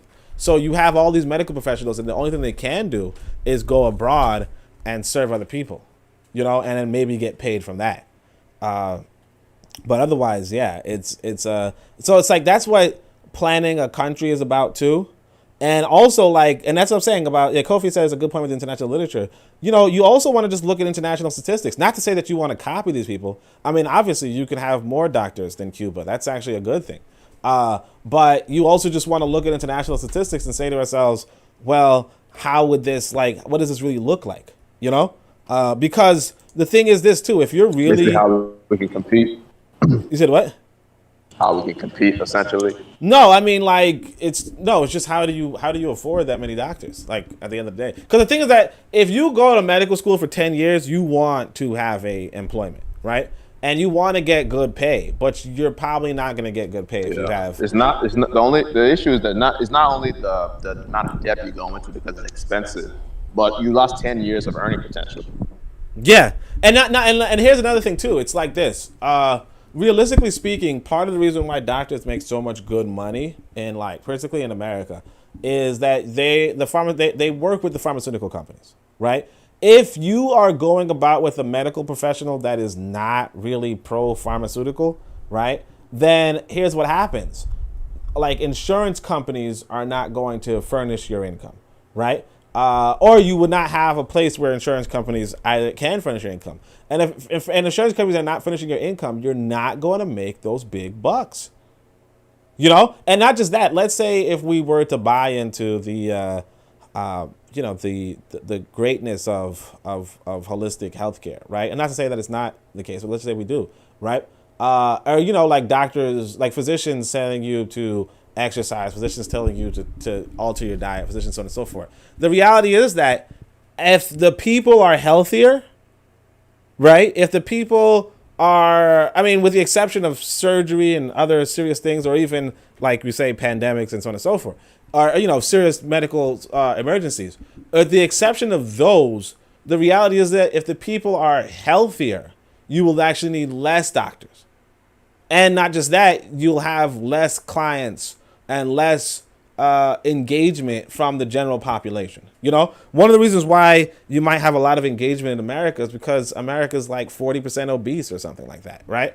If 40% obese and they have vehicles, cars that are constantly hitting them, they do crate challenges, the doctor's job is never done. And then not only that, the doctor has to prescribe medication all the time. If you're in an economy or in a political situation where you're not really doing pharmaceuticals per se, right? Where you're not really doing what have you.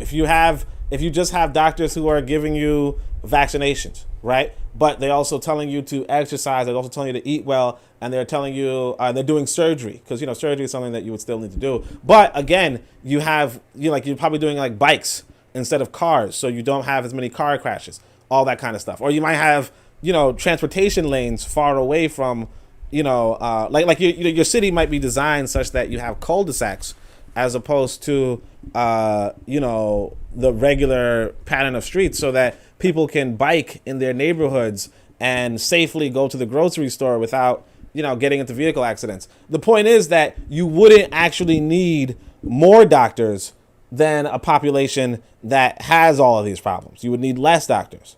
And so if you need less doctors on top of that, the reality is that while yes, you will still need surgeons and so on and so forth, you might see your clients once a year for daily checkups, as opposed to having regular clients coming in every week. It's and then like I said, if you're not doing the pharmaceutical thing, then like you're not getting the pharmaceutical money. If you're not pushing pills per se, then it's a lot is going on. So yeah, you would not even expect that in a situation of an African state planning of that caliber, right? Of that, ecological caliber, right? Of good planning, you wouldn't even expect that doctors would make that much money. And so now you would have doctors who will oppose that kind of future, obviously, right? You will have doctors who yeah, so there's a lot to it, there's a lot to it. And because of that, but like, again, if you have 30 per 1,000, then you just have a bunch of people who really have nothing better to do. You just have a bunch of people who don't really have anything better to do. And the idea that they're going to be the most paid in the community for that, notwithstanding that they don't have any sponsors, which would be the pharmaceutical companies in America. It's just like, it's a no-brainer that no, you're going to run into trouble. Anyway, so Chief Mindset says you can afford them. If you put more work on nurses and build them to do more work like the doctors do, then you have more doctors at a lower cost, right? Nurses in the American system already do that now. Yeah, exactly. Membership says nurses in the American system already carry the load of doctors and often know more. We have a point, click, and nurses read. And PAs. Physician assistants, yeah. Yeah, we have a point, click, and read medical care system. Yeah, I'm not gonna say they know more than doctor, but yeah, they know enough regarding the regular schmegma. Yeah, for like the remedial things, like you check your stomach, okay, fever, that kind of stuff. They got it down. Yeah. They good. Yeah, because like those are things that, like, real talk, those are things that I could do. You know what I'm saying? Even honestly, like some checkups, you don't really need a doctor there. You can do Yeah, like because sometimes you go to the doctor and you just want to. Physicals are pretty simple to do. Yeah, you just want to take a test. Yeah, I mean, I can tell you how tall I am. You know what I mean? I won't tell you how much I weigh, but I can tell you. I was about to say, how much do you weigh? That's the next question. Yeah, this brother's a hater, man. All right, anyway. No, he's not. Never mind. I shouldn't say that word because he misunderstands that word. All right. So then, we propose here to expound this official theory to recall its basis in scientific reasoning. In the second stage, we shall review the facts and endeavor to reinterpret them. So he says 2022. The Algerian is an habitual killer. So like again, like when you read this, like think of whatever nation you're in. Right, and think of what they say about people that look like you, right? Or even just say the African, right? But now we're going to go Algerian right here. So the Algerian is a habitual killer. It's a fact the magistrates will tell you that 4/5 of the cases heard involve assault and battery. The crime rate in Algeria is one of the highest in the world, they claim. Y'all see that? So this is like during the time of the African Americans, and yet that's all we heard. We didn't really hear about Algeria, but then meanwhile, they're like, oh, the crime rate in Algeria is the highest in the world. There are no petty delinquents. When the Algerian, and this applies to all North Africans, put themselves on the wrong side of the law, he always goes to extremes. The Algerian is a savage killer, and its weapon of choice is the knife. The magistrate who knows the country have elaborated their own theory on the subject. The Kabyles, for example, rated their own theory. The Kabyles prefer a... Sorry, I heard something. All right. The Kabyles prefer for a revolver or a shotgun. The Arabs from the plains have a preference for the knife.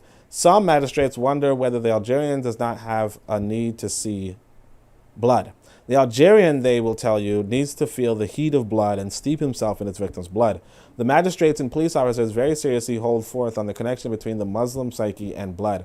A number of magistrates even go so far as to say that the killing a man for an Algerian means first and foremost slitting his throat. The savagery of the Algerian manifests itself in particular by the number of wounds, many of them inflicted unnecessarily after the victim's death. Autopsies undeniably establish this fact. The killer gives the impression he wanted to kill an incalculable number of times given the equal deadliness of the wounds inflicted. So I want to say this.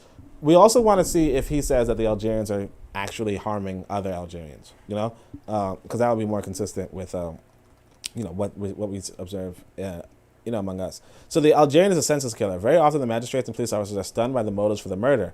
A gesture, an illusion. Remember, you stepped on my shoes. An illusion, an ambiguous remark, a quarrel over the ownership of an olive tree or an animal that has stayed a few feet. The search for the cause, which is expected to justify and pin down the murder, in some cases a double or triple murder, turns up a hopelessly trivial motive. Hence the frequent impression that the community is hiding the real motives, right? So they usually say so again, Algerians killing Algerians, right? We know for a fact that Islam forbids eating meat from an animal that has not been drained of its blood. This is why the animals have their throats cut. Okay. So yeah, that's something I know about Islam. I actually don't mind that. I actually don't like handling meat with blood, honestly.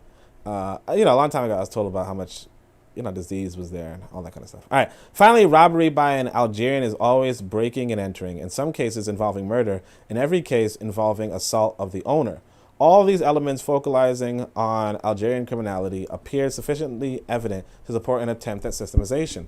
Since similar, though less unpleasant, observations have been conducted in Tunisia and Morocco, reference was increasingly made to a North African criminality. For more than 30 years, under the constant direction of Professor Porot, professor of psychiatry at the Faculty of Algiers, several teams working on defining this criminality modes of expression and offering a sociological, functional, and anatomical interpretation. The main research work on the questions conducted by the Psychiatric School of the Faculty of Algiers will be the basis for our conclusions.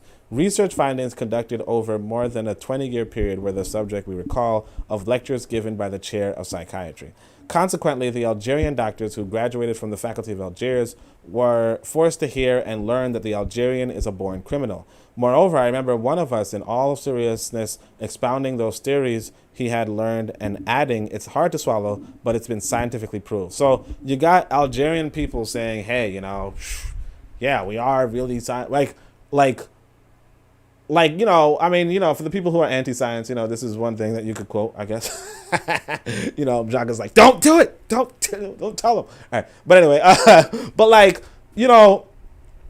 and that's the thing. Like most people know about this in America, where it's like drapetomania, and that's this idea that if you didn't want to be enslaved and you wanted to run away, you had a mental illness, But this is the thing. It's like you have the criminality of so-called Algerians, and the scientists come in and say, well, it's scientifically proven. No, they teach the doctors, the medical professionals, or the elites or the intellectuals of Algeria that in fact they come from a people who are born criminals. And the people are saying, well, yeah, it's hard to swallow, but it's been scientifically proven. You know? And that's the thing with science, is that a lot of times science, I mean, like, the whole human experience is subjective. Okay? The whole human experience is subjective. There are some objective truths, obviously, you know, but most of the human experience is subjective, right? That said, you know, a lot of times science would have some sort of subjectivity to it too. You try not to, but, you know, the thing that people are not noticing, or the people that people are ignoring, is the fact that the crime is the settler colonialism. You know, it's kind of like, think about Israel right now, right? Israel is in Palestine, okay? Or in fact, Israel just took the land from the Palestinians. Or even, let's say, the Americans, they just took the land from the Native Americans. Now, the Native Americans will react in some sort of way, or the Palestinians will react in some sort of way, and then the settler colonists We call will that say, dependent variable. yeah, exactly. The settler colonists will then look at it and like, wow, these people are violent. You know, not just like after stealing their land, they'll say, wow, those people are violent. You know, wow, these Palestinian kids are throwing rocks at us. Why are they throwing rocks at our houses? Can't we just live in peace? You get what I'm saying?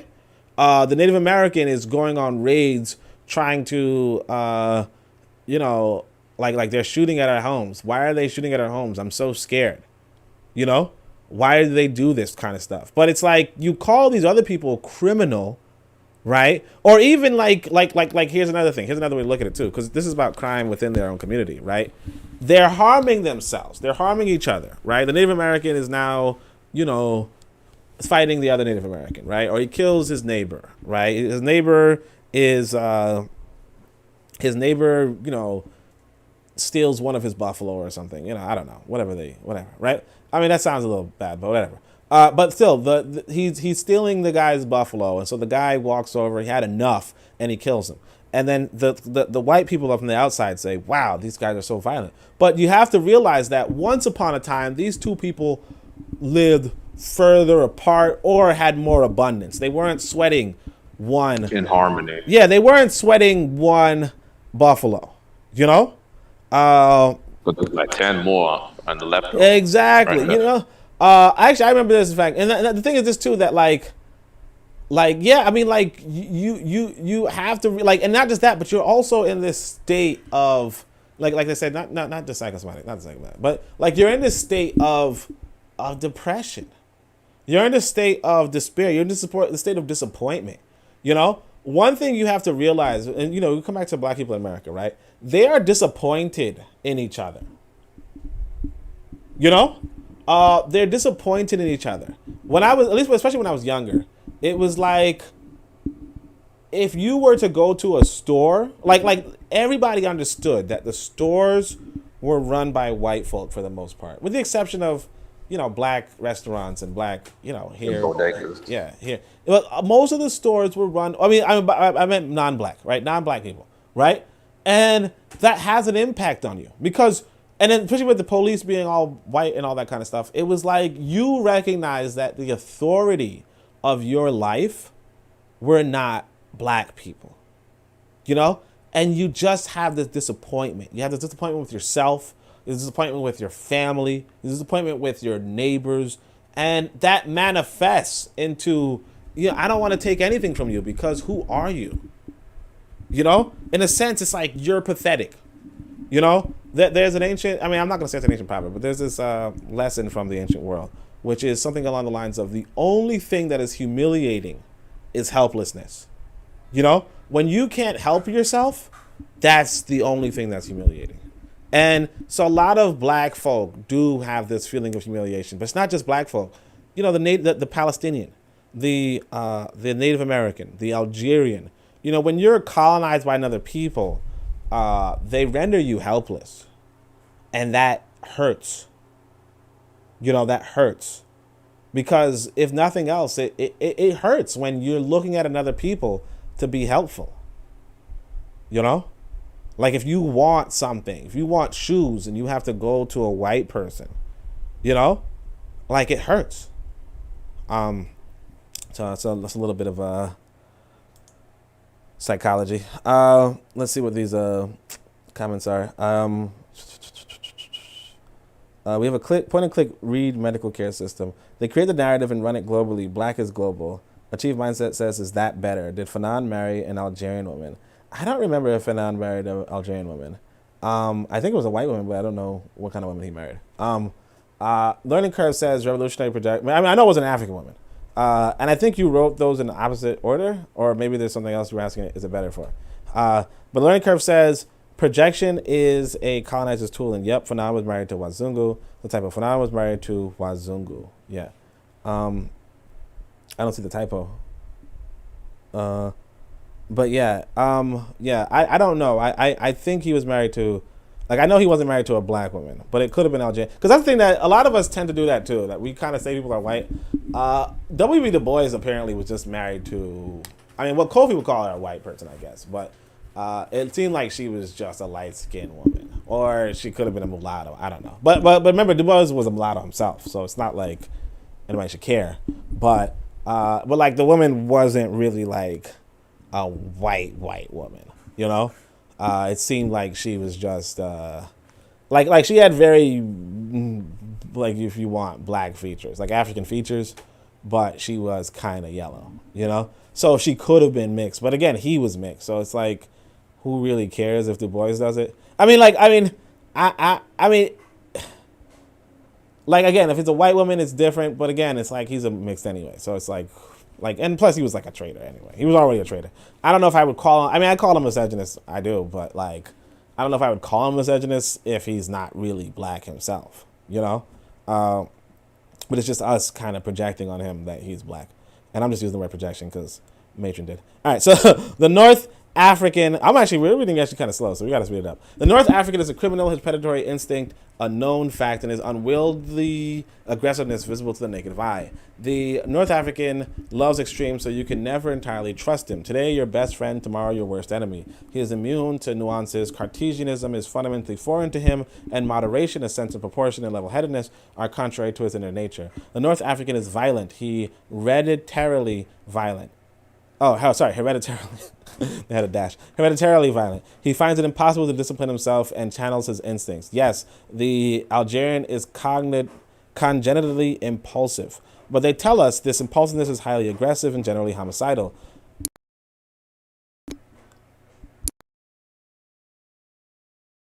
This explains, they say, the unorthodox behavior of the melancholic Algerian. French psychiatrists in Algeria were faced with a difficult problem. They had been trained to fear suicidal tendencies in a patient suffering from melancholia.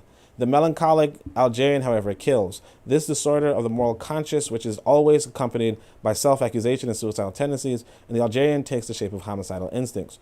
The Algerian suffering from melancholia does not commit suicide, he kills. This is a homicidal melancholia elaborated by Professor Porret in the thesis of his pupil Montserrat. So, just to clarify, he's saying that instead of being suicidal when you're sad, I suppose, you're homicidal, right? But again, remember, these are people who are colonized. They're people whose land and well-being were taken away from them, stolen from them by another people. So yeah, they're pretty damn angry, and they realize that, you know, like, you have to like get rid of these other people, but they don't, and that in itself can make you upset with another people, you know. It's more complicated when you're in the West, but you know, when you're on your homeland, you know, a lot of people on their homeland tend to fight more, you know, than people who are not on their homeland. So one of the things I think Revolutionary Matron mentioned yesterday, how she watched Goodbye Uncle Tom, and in Goodbye Uncle Tom, she might have said she was 1/10 black. Was she? I don't know how you get 1/10. I mean, like that's a lot of. Yeah, but yeah, she looks as 1 on 111.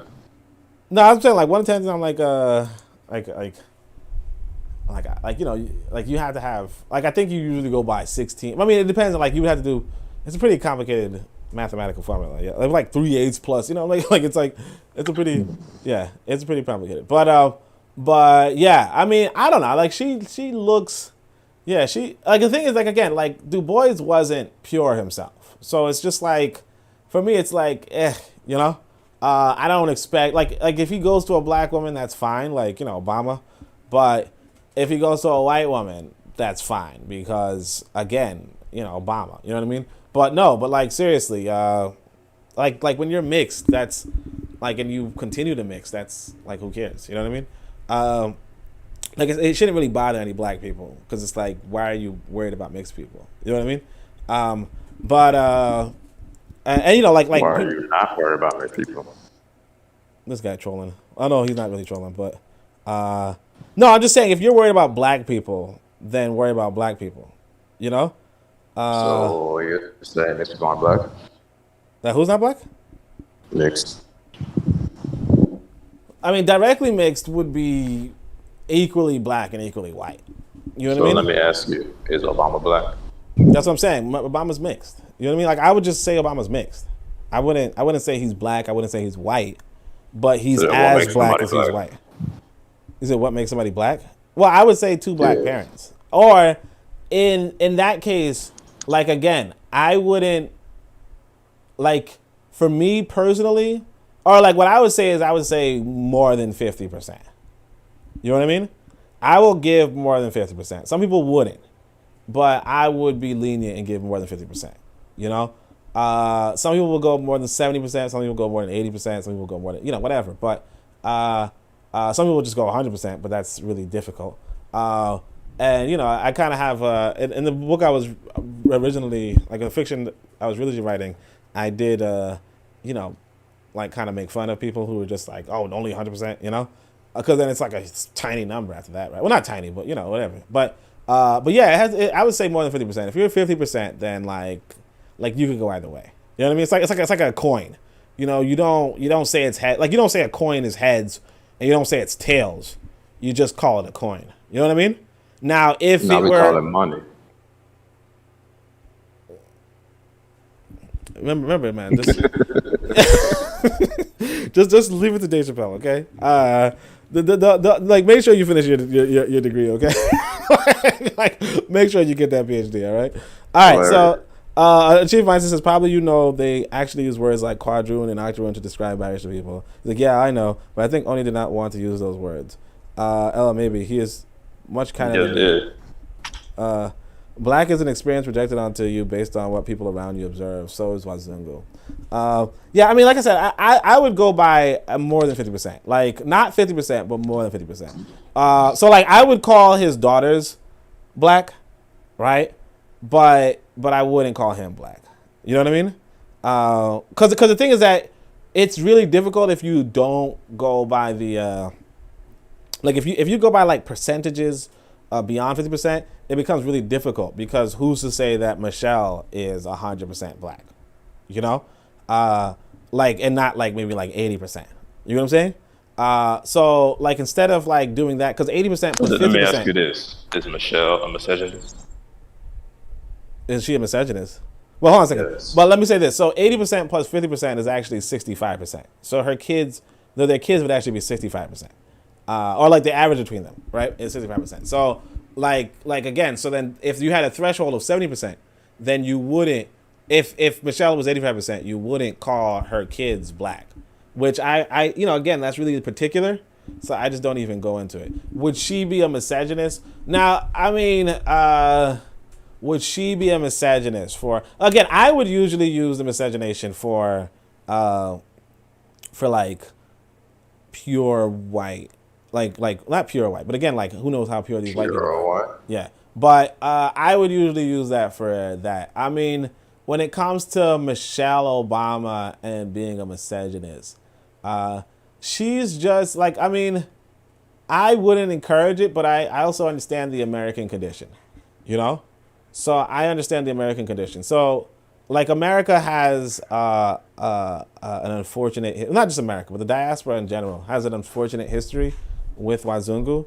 And so because they have an unfortunate history with Wazungu, you kind of just like overlook it. Because at some point it's not that important. You know? If Michelle was going for a white man, then yes, she would be a misogynist. But regarding the mulatto guy, it's like, I mean, like again, like my focus is more so on the future than the present. So insofar as you would consider her children black, right? You're not really too worried, you know, because she he did had an what? afro and he was head of Harvard Law Review. You said what? She was like, he had an afro and he was head of the Harvard Law Review. She was feeling him. Oh yeah. But I'm saying like I wouldn't again, if you're bringing black kids into the world, as far as like, like I wouldn't necessarily say she's not bringing black kids into the world. So in that sense, I wouldn't necessarily call her a misogynist. I think a misogynist more so is somebody bringing mixed people into the world, or along those lines. Technically on feminist. Exactly. Yeah. So again, it becomes. Yeah, exactly. So it's like definition kind of getting watery right here. You said what? Kind of a watery definition here. No. But again, my definition. Well, again, I'm more so open to the possibility that there are people who use different percentages. But if I'm going by over 50%, if I go by over 50%, then her kids are over 50%, and therefore her kids are black. You get what I'm saying? Okay. But there are people who might say that it's 70%. So, like, if I were to be honest, I would recommend black folk procreate with continental Africans. Like black people in the diaspora procreate with continental Africans. You know? How? How's that How? possible when you have ATOS and FBA running them up? Yeah, well, no, I mean, no, you as an individual procreating with continental Africans, right? Because, like, at the end of the day, Michelle Obama's an individual. Obama's an individual. We're all individuals. So I would recommend that. But outside of that recommendation, We're all mammals. We're all mammals, yeah. If you can't do that much, then I'm not really. You keep cutting me off. I can't. I don't understand what you're saying. You got all right, but yeah, you guys get it. Okay, so Kobe says I would say no. LOL, you're welcome. And then YH is something I should know what that is. And then Revolutionary says yeah. But yeah. Again, I would go by it's difficult to say, but I would say that it's really not something for us as African people to stress, because it's like it's of no moment, really. If they're with a white person, it's different. If they're with a mulatto, it's like you kind of expect that, because that's the gene pool that we are engaging with, where like a lot of people in the diaspora are not going to be as pure as people in the continent. But if you were trying to do the purifying method, you would go with the continent. You know what I mean? But of course, now the person from the continent might be considered the misogynist in that paradigm, but I wouldn't go that far. You know what I mean? Because it's like I said, realistically speaking, the objective would be to, like, if you were to go about with this race pure idea, right? The objective would be to go and procreate with the more pure people. So like in a sense, if Michelle Obama isn't herself pure and Obama isn't pure, it's just two impure people, but you would want to encourage relationships. Like you and at that point, it's just like, who cares? You would really want to encourage relationships with people who have that genetic purity in order to be purifying. But that's, again, if you're going about with the purity mindset, But other than that, I'd say just go by the 51%, 51% plus, and this is enough, At this point, it's enough if you're not really trying to go about with a purity mindset, But like the purity mindset would be more so go to what, like neither Michelle nor Obama would mess with each other. They'd both go for like continental Africans, But anyway. Like Michelle would probably go for Obama's brother. You know what I'm saying? Anyway, how does the Algerian school account for this anomaly? Firstly, according to the school. Okay. Firstly, according to the School of Algiers, my bad, I'm trying to read. Firstly, according to the School of Algiers, killing oneself is tantamount to examining one's own feelings, looking at oneself, and practicing introspection. The Algerian, however, rebels against his inner feelings. There is no inner life in the North African. On the contrary, the North African rids himself of his troubles by explain all this? Yeah. No, he's saying what the Algerian school is saying. Oh, okay. Yeah. So he says, how does the Algerian school account for this? So firstly, according to the School of Algiers, Killing oneself is tantamount to examining one's own feelings, looking at oneself, and practicing introspection. The Algerian, however, rebels against his inner feelings. There's no inner life in the North African. On the contrary, that probably was for now. All right, anyway. On the contrary, the North African rids himself of his troubles by attacking the people around him. He has no sense of analysis. Since, by definition, melancholia is a disorder of the world conscience, it is obvious that Algerian can only develop pseudo-melancholia given the unreliability of his conscience and the fickleness of his moral sense. This incapacity of the Algerian to analyze the situation, to organize a mental panorama, makes perfect sense if we refer to it the two types of casualties proposed by the French psychiatrist. So yeah, I think that's him, which is terrible, but it is what it is. First of all, his mental capacity. The Algerian is mentally retarded. If we want to fully understand this basic point of departure, I'm gonna just go back to my work and stop talking because I've had enough. Right? I'm like, why did he do this, man? I'll tell you, man. You be like reading stuff and you're like, this dude, man. All right. So anyway, the Algerian is mentally retarded. If we want to fully understand this basic point of departure, we must recall the semiology elaborated by the School of Algiers. The native, it says, presents the following characteristics: complete or almost complete lack of emotivity, highly credulous and suggestible, doggedly stubborn, childlike mentality minus the curiosity of the European child. So he's like, they have a childlike mentality, but they're not as curious as the European child. And then prone to accidents and pethiatic reactions. And this is Professor A. Porat. So he likes to quote this professor, right? The Algerian is unable to grasp an overall picture. The question he asks himself are always concerned with details and rule out any synthesis. Pointillistic, attracted to objects, lost in details, and sensitive to ideas and closed to concepts. Verbal expression is reduced to a minimum. His movements are always impulsive and aggressive. Incapable of interpreting details on the basis of the overall picture, the Algerian absolutizes the component and takes one part for the whole. As a consequence, his reactions are generalizing when confronted with minor provocations or trivialities such as fig tree. Reactions are generalizing. Fig tree, a gesture, or a sheep on his land. The congenital aggressiveness takes for outlets and is content with the slightest pretext. It is aggressiveness in a pure state. So 40 says, in the words of a senior magistrate at court in Algiers, this aggressiveness of the Algerian is expressed in his love for fantasia. All this unrest, he said in 1955, we'd be wrong to think it was political. From time to time, this love they have for knocking themselves about has to come out. For the anthropologist, the elaboration of a series of protective tests and games capable of channeling the overall aggressive instincts of the colonized would have stopped the revolution in the R's in 1955 to 56. So that's actually pretty interesting right here. It says right here, this is actually pretty interesting. Look, it says, for the anthropologist, the elaboration of a series of projective tests and games capable of channeling the overall aggressive instincts of the colonized would have stopped the revolution in RS 1955-56. What are aggressive projective tests and games? Those could be sports. Those could be Call of Duty. You understand? Those could be video games. So what he's saying is, right, if they had given these Algerians sports and video games, they probably could have stopped the revolution in 1955, 96, 56. And what do you got? What are you good at? What are you good at? Like, again, you want to skip through this because I was reading like, I don't want to give a right? You have to, and that's the thing you have to do too. You have to sometimes just read like you don't care, right? Read like you don't care, but then kind of pay attention and see if you see something that looks familiar. Now, I'm not saying he's talking about video games.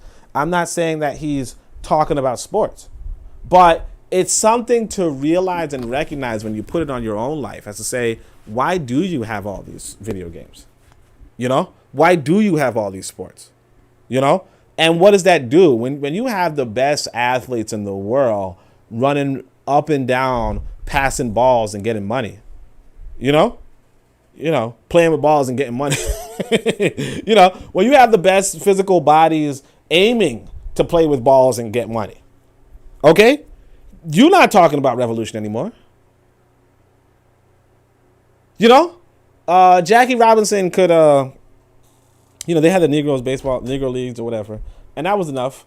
But then Jackie Robinson comes in and he goes into so on and so forth. Now this guy, listen to this. He could swing a bat and knock a ball miles away, right?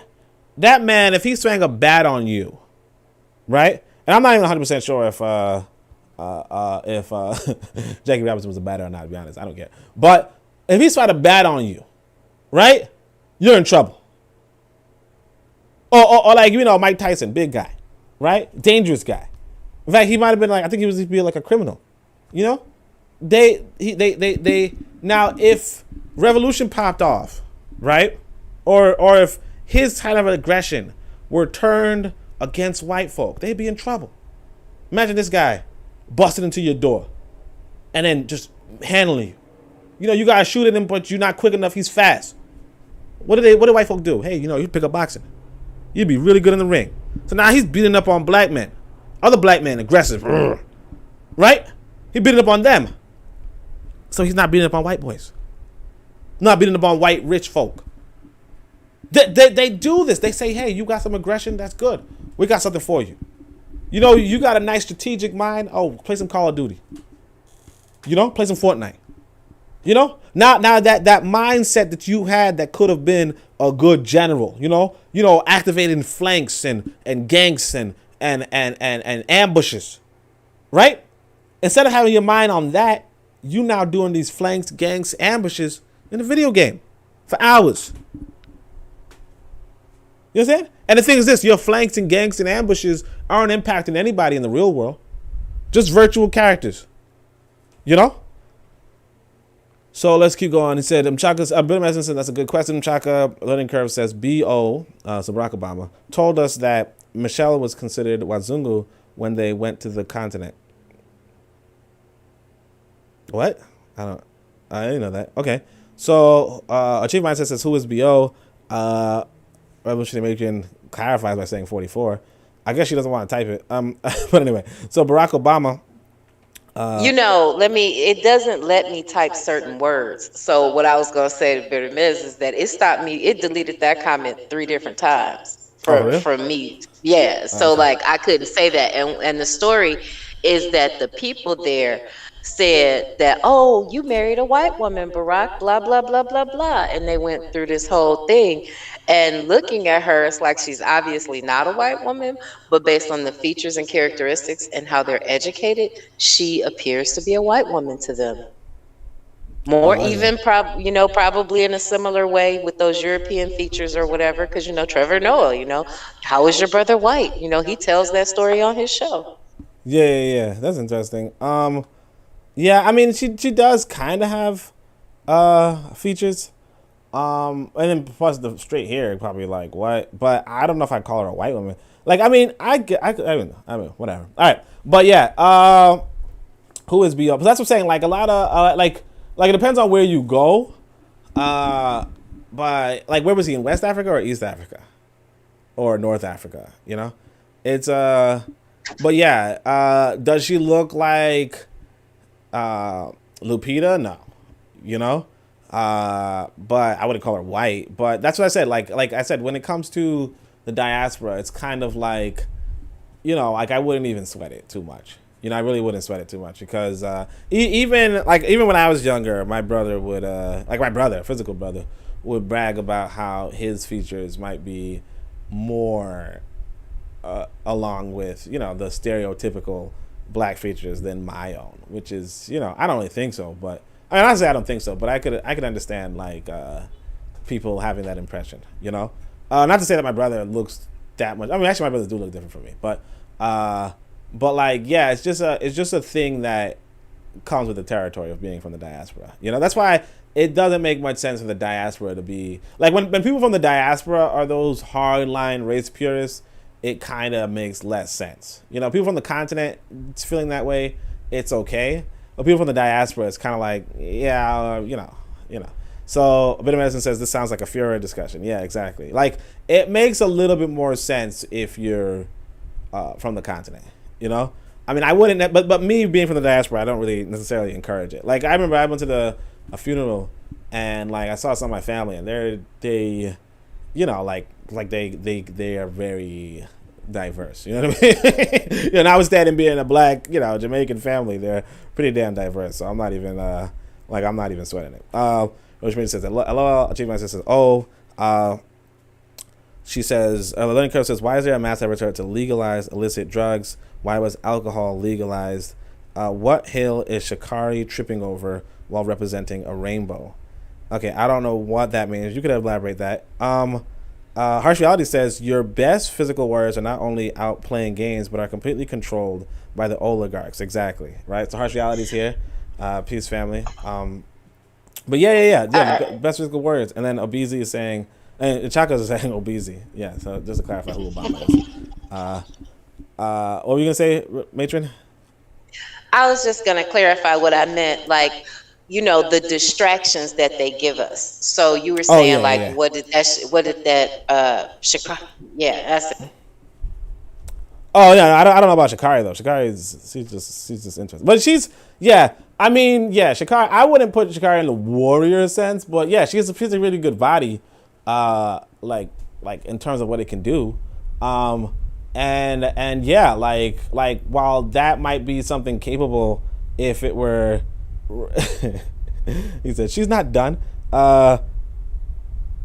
Kofi says in the Caribbean they go by skin color, so if you're light enough they will consider you white. Yeah. But yeah, like you have a good physical body, and then it's bound by what the ruling class wants you to do. Bit of Medicine says, I got the impression that folks on the continent consider Africans outside of the continent as Wazungu. I don't know. Like I said, I don't know per se. I don't know if they consider everybody Wazungu, and I don't know if it's the case with all of them. Like I know quite a few people on the continent who don't consider me Wazungu, but I mean, I don't even know if there are, I really don't know if there are people who consider me Wazungu. I think with regards to Michelle, like she does have features, like if you really were to study it, you might say that it's not necessarily the physical features that you would associate, like basically, but like that's just a normal thing. It's a normal thing, and it's more normal depending on what part of Africa you're on, So like it might be like it's really complicated, but I don't know if they would say, I don't know if I'd say white, but again, like it really like again, like a lot of times the black people who are complaining are the black people who, like I don't know about Michelle, honestly, but I mean, although she does have like a little bit more narrow features, but like there were like some people who were like light bright, and they're like, why are people calling us Oyimbo? And it's like, yeah, but like they were like light bright, not even like they're like Yvette Carnell, in like Ghana or something, where they were just like chocolate dark, So, but I mean, I'm not gonna say that like yeah, I mean, like in those circumstances, if you are in a community of like, again, like I don't know if it would be Wazungu, because Oyimbo doesn't necessarily mean Wazungu as much as it means foreigner, right? So, well, it used to mean like white thief or something like that, right? But it could also be used as foreigner. So like wherever you go, you're going to be a foreigner. I don't know if that means that, like, I don't know, like what we should do or we should avoid is using like changing the terminology, So like they're probably not saying Wazungu, they're probably saying Oyimbo, right? In Ghana, right? And so if they're saying Oyimbo, they're saying foreigner, right? Now we will reinterpret it and be like, no, I'm not white. Or even worse, be like, no, I'm not Wazungu. But they don't say Wazungu or white. They say Oyimbo. They say foreigner. And no matter where you go, you're a foreigner, right? If you're not in the country that you were born in, you're a foreigner, And in fact, even if you go to another city, you're a foreigner, like to the people there. And as far as like the couple I saw where ADOS was using this example, that's why I saw it. They were like, man, these people are calling these people Oyimbo.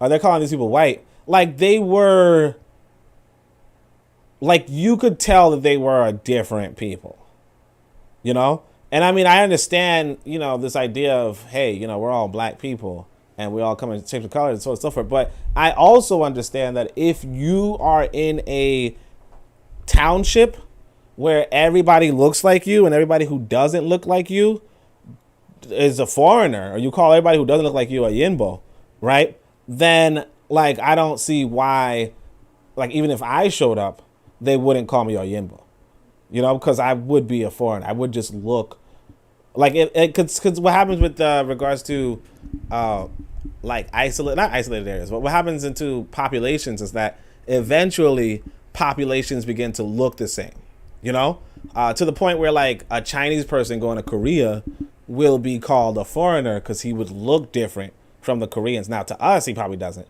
But the Koreans would be able to say, oh yeah, you look Chinese. Or even there might be Korean people who have Chinese features. And then they would say, oh, look, you married a Chinese person, right? And it's like, no, I'm Korean.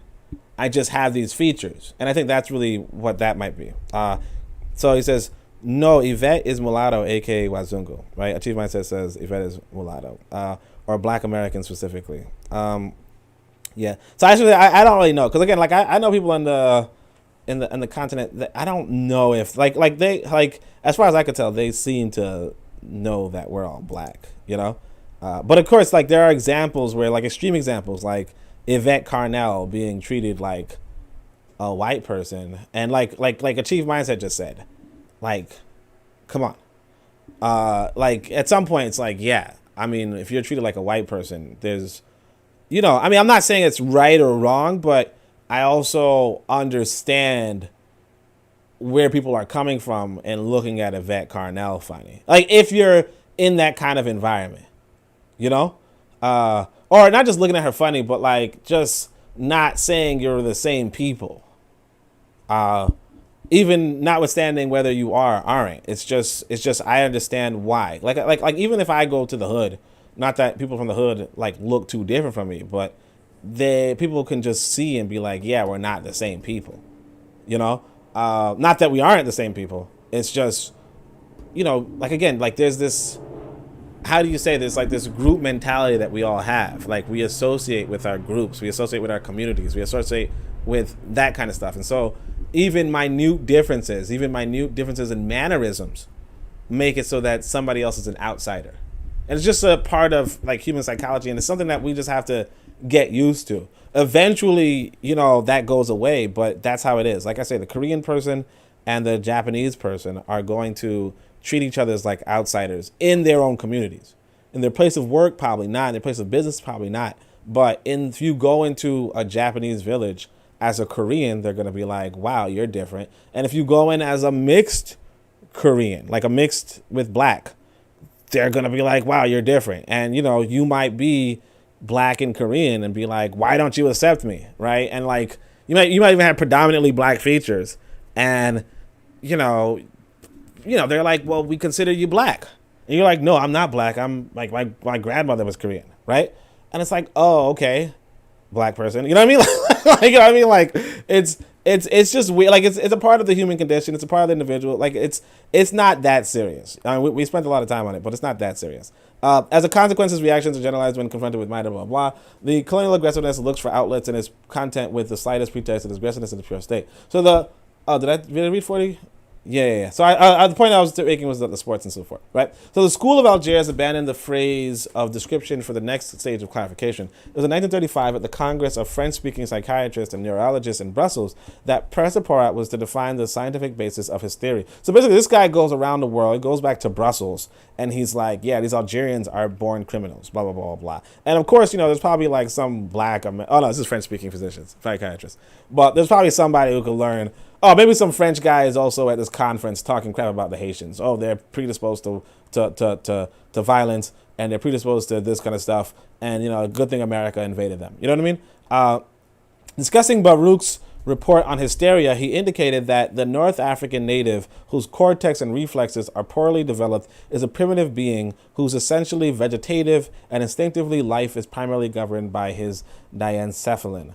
In order to gauge the importance of this discovery by Professor Porat, we should recall that the characteristics which differentiates the human species from other vertebrates is the cortex. The diencephalon is one of the most primitive parts of the brain, and man is above all the vertebrate governed by the cortex.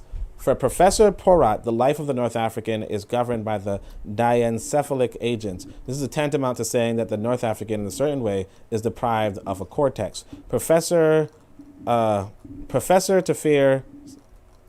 Oh, I think it's a typo again. This book, man, they be doing this. So you see it's page 225, and then he jumps to page 224 again.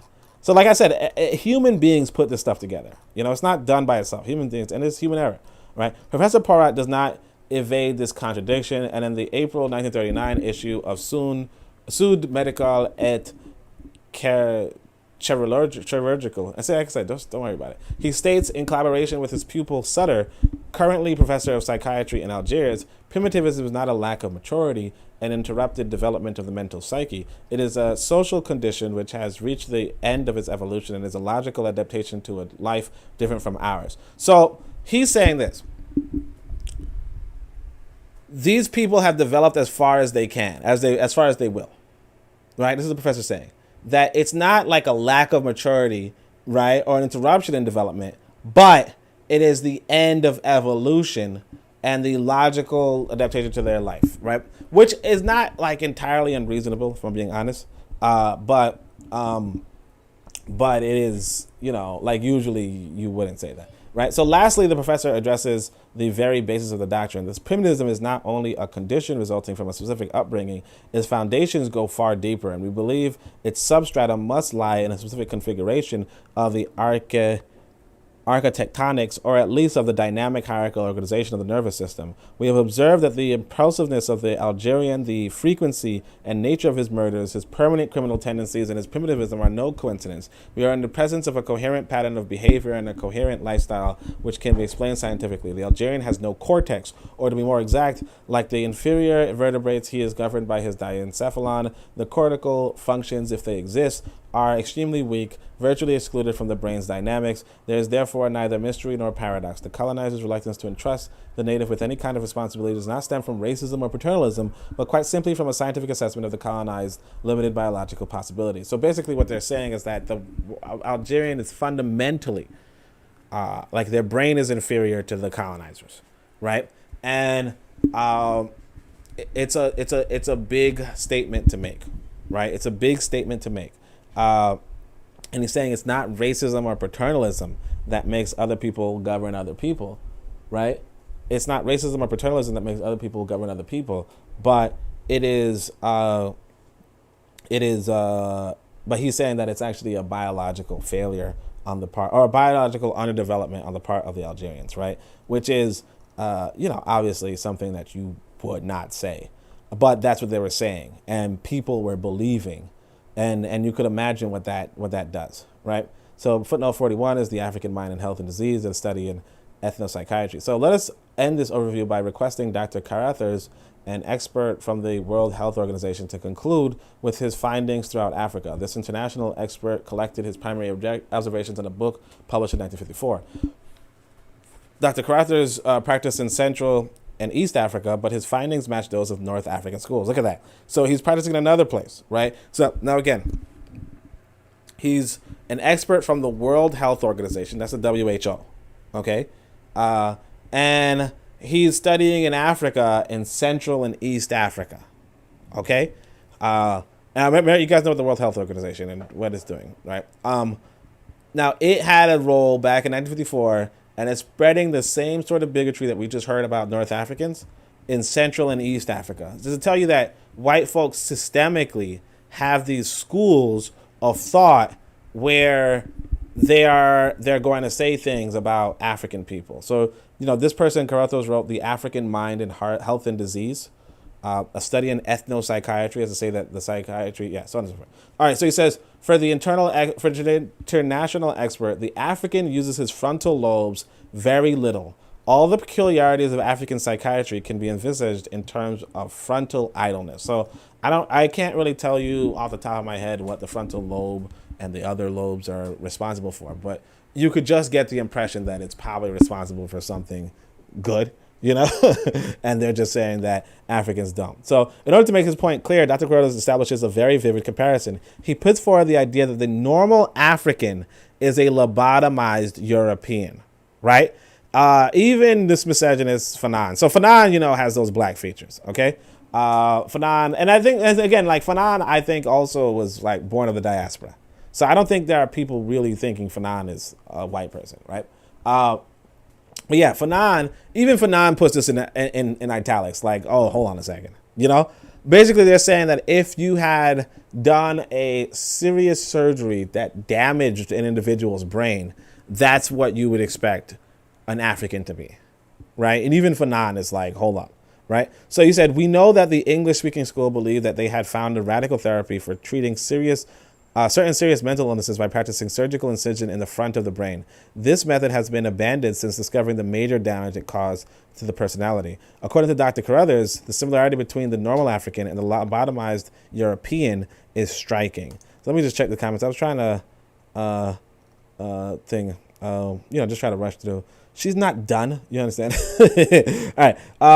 So let's see, or Black Americans specifically. So he says, Leonard Curve says, Yvette is a whole relationship with a white woman. Yeah, well, yeah, Yvette is terrible, yeah. And Chaka says, yeah, we know who that is, right? The WHO, NHS, and CDC work together to disseminate information. Chief Mindset says, so if blacks build a higher civilization like better than Wakanda, does it mean we can rule over Wazungu? If you have power, you can rule over anybody.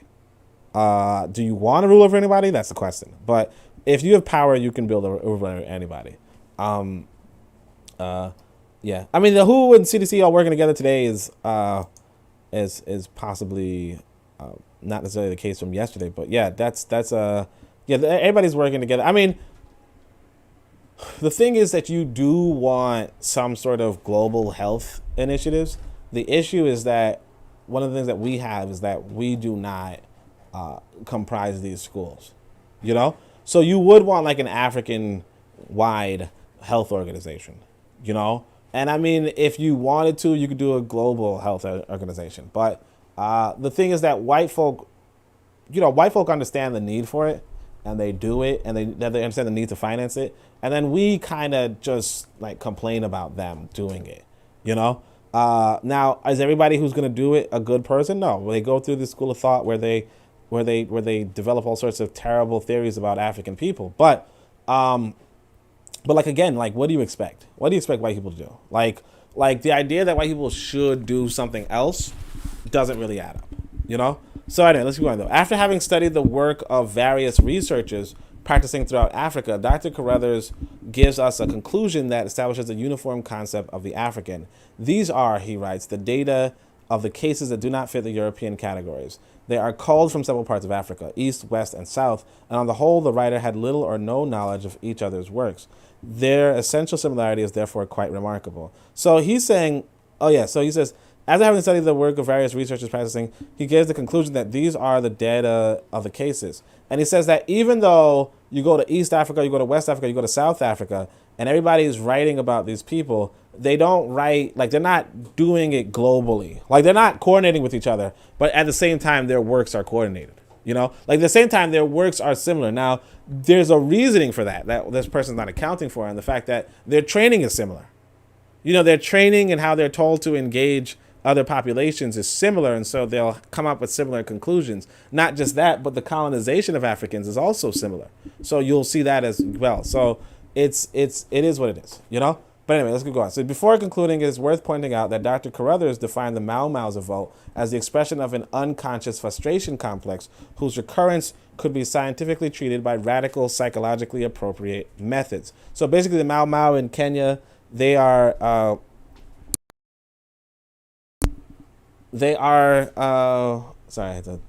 Anyway, so they are they're doing a revolt, and this person, a psychiatrist, is saying, oh, well, what we could do is we could just treat them with radical psychology. Like, again, the Mau Mau are rebelling against the occupation of England in Kenya.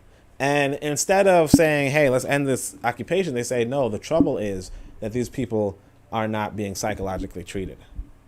You know, again, it's the economics. It's the economy. But, you know, it is what it is, right? He gave 2 footnotes, but they're all IBID, so they're from the same work. So it was the unusual behavior, such as the Algerians' recurring criminality, the triviality of the motives, and the murderous and always highly bloody nature of the quarrels that posed a problem for observers. The proposed explanation, which is now taught as part of the curriculum, seems in the last analysis to be as follows. The configuration of the North African's brain structure accounts for the indolence of the native, his mental and social inaptitude, as well as his virtual animal impulsiveness, The criminal impulsiveness of the North African is the transcription of a certain configuration of the nervous system into his pattern of behavior. It is a neurologically comprehensible reaction written in the nature of things, of the thing which is biologically organized. The idleness of the frontal lobes explains his indolence, his crime, his thefts, his rapes, and his lies. And the conclusion was given to me by a sus prefet, now prefet. These instinctive beings, he told me, who blindly obey the laws of their nature must be strictly and pitilessly regimented. Nature must be tamed, not talked into reason. Discipline, tame, subdue, and now pacify are the common terms used by the colonialists in the territories occupied. You see, basically, white folk are looking at your reaction, your reaction to their economic abuses, and saying you must be regimented. You must be tamed. You must get disciplined. You must be subdued. You must be pacified. And as we understand, there are better tricks for pacification now. There are video games. There are sports. There are, like, for instance, I'll tell you guys this. In fact, I was dating this woman, and she was not making enough money. She was working 3 jobs or whatever. 3 jobs or 2 jobs or whatever. She was not making enough money, and she was very behind on her rent, right? And I mean, I did help out like a simp, you know me, right? But notwithstanding that, she had a son, and her son was playing video games all day, all night. Sometimes he would get not enough food. His mother was going through all this sort of stuff. His mother was unavailable most of the times, but he would play video games all this time. If he did not have those video games, right? If he were out on the streets, he would have to channel his aggression somewhere. But because he had those video games, he was pretty good at it. He looked forward to an opportunity that he can become a streamer, pull in a bunch of money. He might have done that. He might have not done that. Actually, I think eventually he joins the military, right? But the point being, like the American military, right? The point being, though, is that, like, under normal circumstances, right, you will develop some sort of aggression, some sort of anger. Eventually his mother ends up in a shelter. Like his family ends up in a shelter because she's behind on rent too much, right? I was already gone by that point, right? She was also, whatever. But anyway, they end up in a shelter, Again, that aggression, You gotta realize that this is a part of the human condition. Now, white folk will look at this same thing and say, before video games, before sports, because he was also an athlete, I guess, right? Before video games, before sports, this guy needs to be disciplined, tamed, subdued, pacified. And the video games are just a way for that. Sports are just a way for that. But without those, with this young person, what's the point of being home? You can't eat. What's the point? And you see all this wealth around you. You see all these riches around you. You see all this opportunity around you, And then you do something. Mamchaka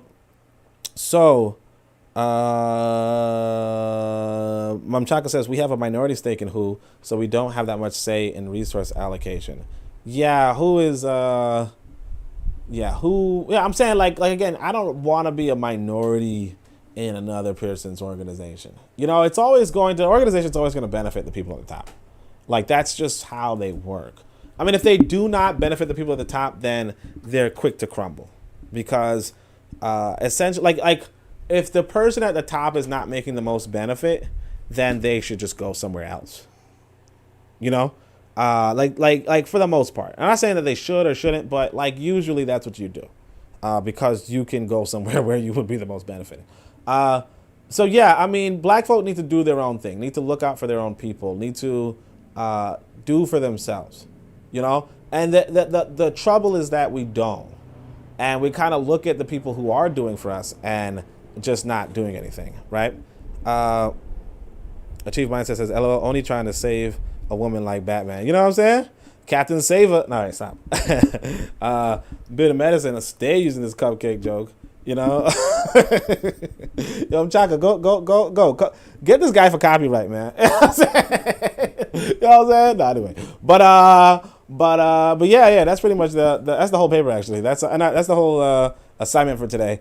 Tomorrow is the last one, and I know you guys are enjoying this, but I really gotta focus on this homeschooling and feeding this kid. And also, I chose this really early time. I mean, I could still homeschool after, but still, I chose this really early time, but it's like one of the best times for getting lunch. So, I don't know if I were to do it again, I'd probably do it at a later time, but at the same time, it's like, it is what it is. I probably might privately read another book about some economic ideas from before Africa was colonized. But if nothing else, we probably recommend it to Revolutionary Matron. So make sure you guys check out the other podcasts on the KWAZ network. I'll play this commercial again, and I'm only playing it a third time so that Bit of Medicine, because I asked Bit of Medicine to send me the his one, and he doesn't do it yet. So I'm just playing it a third time so that I'll be like, see, I play it, But anyway, other than that, let me play it for you guys. This is D-Web with the Harsh Reality Podcast, asking you to tune in where we tackle the news of the day that affects our community, only on KWAZ Radio. Greetings, fam. Tune in to The Learning Curve with me, the Revolutionary Matron on KWAZ Radio. All right, so that was nice. But yeah, make sure you guys check out the other podcasts. Of course, Bit of Medicine podcast. I believe today's Thursday, so he should be there at 8. So you got 3 people today, and then of course check me out. Of course, check out Revolutionary Matron, The Learning Curve at 6. But as well, check me out tomorrow at Friday, and then of course I'll possibly go back to the once a week, maybe more, but we'll see. But so far, I appreciate everybody for staying with me, entertaining me for this long. I hope you guys enjoy the book. And until next time, Shem Yem Hotep, Anku Ja Seneb Neb, Amen, Ma'at, Dua Netcher.